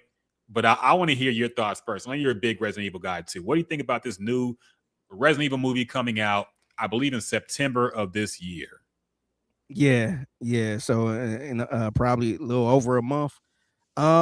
So when I saw this, I was surprised. I didn't even know it was in the works. It just popped up, and I'm like, "Damn, is this real?" I be having to check to make sure it's not AI all the time. But I watched it. I'm a little bit excited for it, but in the same breath, I'm a little bit nervous because I'm scarred for the previous Resident Evil movies, where it looked like it had nothing to do with the freaking game or the storyline of the game. And this one actually looked a little scary. This one actually looked like Resident Evil. So I'm gonna give it a chance, man. I forgot who was directing this movie. I wish I could find it, but it is Zach Kreger. Yeah, it looked like it's gonna be in, I guess, because they labeled this as from the mind of Zach Kreger. Mm-hmm. So I need to see who the hell Zach Kreger is. I don't know if he's like. He made the movie called Weapons last year, which was apparently one of the best movies that came out last year. I haven't watched it yet. I still got to go back and see it, but that was a very popular movie, and that's why people were excited about hearing he was directing this one. Yeah. So it looked like, I guess he was a comedian and actor, I guess director too. But yeah, so I think that part kind of got me excited too. Just somebody that made a somewhat of a horror movie. And honestly, I don't know how you felt about Resident Evil. I felt like that was a horror game. Like, I used to be scared as hell to play this game at night. So I just felt like the other Resident Evils never had that feeling to it. It never felt like a horror movie. It felt more like a bright action movie, if that makes sense. And yeah, this one really got me intrigued by it, man. Yeah. Oh yeah. By the way, Steve the Great on YouTube said Clint and Ron said golf tournament that Romo was at. So that's what he was doing in Wisconsin, which makes sense. And also makes sense why he was drunk. You know, of course you're gonna get lit at the golf tournament, man. So yeah, that's why I get it. He probably like, man, come on now. What you have you ever seen somebody really get in trouble and you like, are you freaking kidding me? Are you serious? Yeah. I will be out of here I wouldn't even have to sit down before my lawyer gets here and all that shit. Yeah, that skit about Dave Chappelle's white friend. Remember that? When he got pulled over for speeding, and he was like, "I'm sorry, officer. I didn't know I couldn't do that." Smelling like weed. Yeah. So Yeah. yeah, that's pretty That funny. makes sense. Yeah. As far as the movie goes, man, I think it looks good, but also it feels like a horror movie they just slapped Resident Evil on. Because nothing about the movie really, okay, it's set in Raccoon City, which is where the second game takes place. Okay, you see him getting a shotgun and the shells, and it's like, okay, that's kind of like the game, I guess. But then I see a zombie fucking booking it like like prime Marshawn Lynch. And I'm like, wait a minute, that's not Resident Evil, dog. I ain't never seen. Now I've seen some zombies be kind of quick with it in the newer games. I ain't seen one book it like a tight end. So already I'm a little worried. And I'm sure it's going to be good, but I just don't feel like this had to be called Resident Evil. It could have been called something else and would have been the same movie. For a Resident Evil movie, I understand why they don't just get some people and put them in a mansion like the first game was, and they got to figure shit out and fight monsters and escape. Why can't they ever just do that? It's always got to be some extra shit. They couldn't do it in the beginning when they first started making the movies, and they still can't do it now. It's got to be, oh, some random guy in Raccoon City gets fucked up, and these monsters, which look nothing like they are in the game. Yeah. I'm like, I felt like he wanted to make a horror movie, and they said the only way we're going to green light this is if you call it Resident Evil. He said, all right, we'll throw in some little, you know, jingle some keys for the video game fans and say, hey, remember this thing from the game? But it's not a Resident Evil movie. It's just a good horror movie that's called Resident Evil, which, look, it's still going to be worth watching, I'm sure. But it's not the adaptation I was looking forward to, unfortunately. Yeah. I wonder why. I wonder why Resident Evil never leaned into the storyline of the first Resident Evil. Just getting into the big old mansion, getting locked in, trying to figure out what the hell is going on. Like, I wonder why they never leaned into that. Because I thought that was a good story. Or at least I think as a kid. I think it goes back. I think how in general, the movie industry thinks that video games are very juvenile. I think they think the writing in those games are bad and they can do better. So they don't want to be seen as taking influence from a video game, because the people who write the stories for video games are not Hollywood writers. At least they weren't at the time. Now you have big productions where you have, like, you know, famous writers doing games and shit. You had George R.R. Martin helping out with the story of Elden Ring. So you have, like, famous people who write games now. But back then, it was just, you know, some Japanese guy wrote the story for Resident Evil, and he was inspired by Night of the Living Dead. Yeah. So he kind of just made a story about that. And they didn't want to be seen as, you know, they want to make their own thing. They don't want to be, they think it's a step down to take influence from a video game. I think that's the reason why they didn't want to just straight up make Resident Evil 2 the movie. It had to be some weird shit with some lady who could do matrix flips and got double machine guns and all that. I was like, all right. I can't believe that shit, man. That shit Ruined was it. so weird. Dog, was it even a motorcycle in Resident Evil? At the time? Like, hell no. Were we even able to use double guns and shoot people?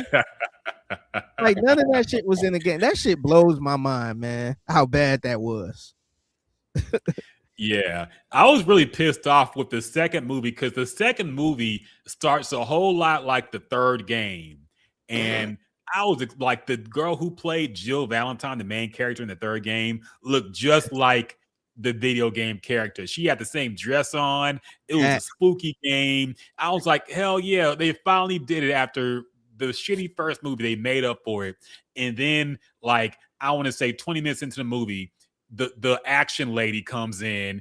I'm not even playing double backflips and shit, coming down on a motorcycle, shooting guns and killing everybody. And I'm like, all right, This was never in any other games. I don't know why. And the reason is because the director was married to that girl.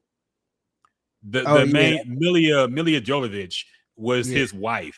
So he put his and made her super badass. And I'm like, you could have made another movie with her and made these just a strictly Resident Evil movie, but you couldn't do that. So this ruined it for me. Yeah, that can ruin it. I think that's a lot of people saying that's what ruined the movie, not the movie, but the show Power. How it was this character named 2-Bit that was in the movie. He was kind of like a side side character, but like this dude was just pop up anytime and all that shit. He was just like a badass dude, but he was dating the director or whoever. I don't know if it was Courtney, whoever it was. I guess they were dating. And so he would get all these random ass badass roles in it. It's just like, what the fuck? Like this, like, why does this dude keep popping up? So I think, I agree with you. I think that's part of it. Like, why is she just such a badass in this? Yeah, never take an L, always whoop everybody's ass. I'm like, all right. Just the coochie can't be that good. To write, like there was like 6 movies too, man. It wasn't just like one she was in every one, all of front them. center, all of them. And this is a character that was never in any of the games, by the way. Never in any a completely original character who was the main character of all these movies and could do all this shit you can't do in the game. I kind of felt bad for people who watched the movie first and said, oh, this must be how the game is, right? And then you got to walk off slow and you're super weak in the game. You're like, what the fuck is this? I thought I was going to be backflip kicking people. Nope. And you got 12 bullets. Yep. you got to create your own bullets. Yeah, you got 12 bullets and a fucking a shank that barely worked. And 12 is a lot too, by the way. Yeah, like, you got sometimes you might have 4. Yeah, you got to do a lot of running away from these zombies. Yeah, I was playing Resident Evil 7 again, and that shit was killing me, man. They just don't give you enough ammunition. I'm like, what the fuck? And you got to cook up the ammunition yourself. Yes. And I'm like, dog, can you just give me the fucking ammo, man? I'm getting chased by these niggas. Yeah. It was killing me. Nah, that's the worst, man. That's where I guess part of it now is I'm so used to like Grand Theft Auto and shit like that, where you just got unlimited bullets and unlimited guns and all that shit. But when you get the Resident Evil, man, you get 1 gun. Yeah. You get like 6 bullets. Mm-hmm. And you know it's hard to shoot people in Resident Evil, man. Yeah, your aim is all fucked up. Yeah. Yeah, you can shoot them in the head and they still be going. Mm-hmm. And so I think what I learned just watching other people play it, you got to shoot them at least one time and then do like a super kick. Yeah. Otherwise, you lose all your bullets. When they remade the first one on GameCube, the only way to permanently kill a zombie was to light them on fire after you shot them. And of course, you had a limited amount of fuel for your lighter. Yep. So eventually you just couldn't light them on fire. And whenever you killed them, they'd always come back if you just hit them with bullets. They'll go down for a minute. You go into a room, come back, the zombie back. Yeah. So the only way to kill it permanently was to set it on fire. And you can only do that so many times, of course. So it drove me crazy, but it was still fun to play. Yeah, it was good. So, all right, that'll go ahead and wrap it up for us, man. We've been going for a long time now. We've been overdue for a long podcast, I guess. We made up for it here. Would like to apologize for the technical disruptions we had, man. You know how it is, but we made it through. So happy all you joined us and chopped it up with us and had a good night with us. Make sure to stay tuned to Figgy Fig, Sports Radio 610, or The Fan, my bad, 95.7 The Fan. August 13th, man. August 13th. August 13th. It will everything changes. Yeah, and you're going to be working that day too, man. It's the Texas first preseason game. Oh, shit. It's already coming on the 13th? Yeah, you looking shot right now. I didn't know. You like I me? knew it was. Damn, that's in a few weeks. Yeah, That's a Thursday too. Oh, it's Thursday, man. That sucks. But I all think right, I think they got 2 Thursday games this preseason, and then they got a Friday game, which we probably won't be able to do the podcast. yeah. But yeah, they got 2 Thursdays and a Friday game. I hate that they do the preseason games like this. Why on Thursdays and why not Sundays? Oh, keep it Sunday, man. You maybe throw a Saturday in there, but keep it Sunday. Keep it on the weekend. I don't understand the Thursday preseason games. I don't like it. Yeah. I mean, but whatever. So yeah. But yeah, August 13th it will be 95.7 The Fan. yeah. Yep. Get hyped up. Steve said, have a great weekend. You too, man. Thanks for coming Appreciate in you, and Steve, showing up man. with us. You For guys sure. take care. And until next time. Peace.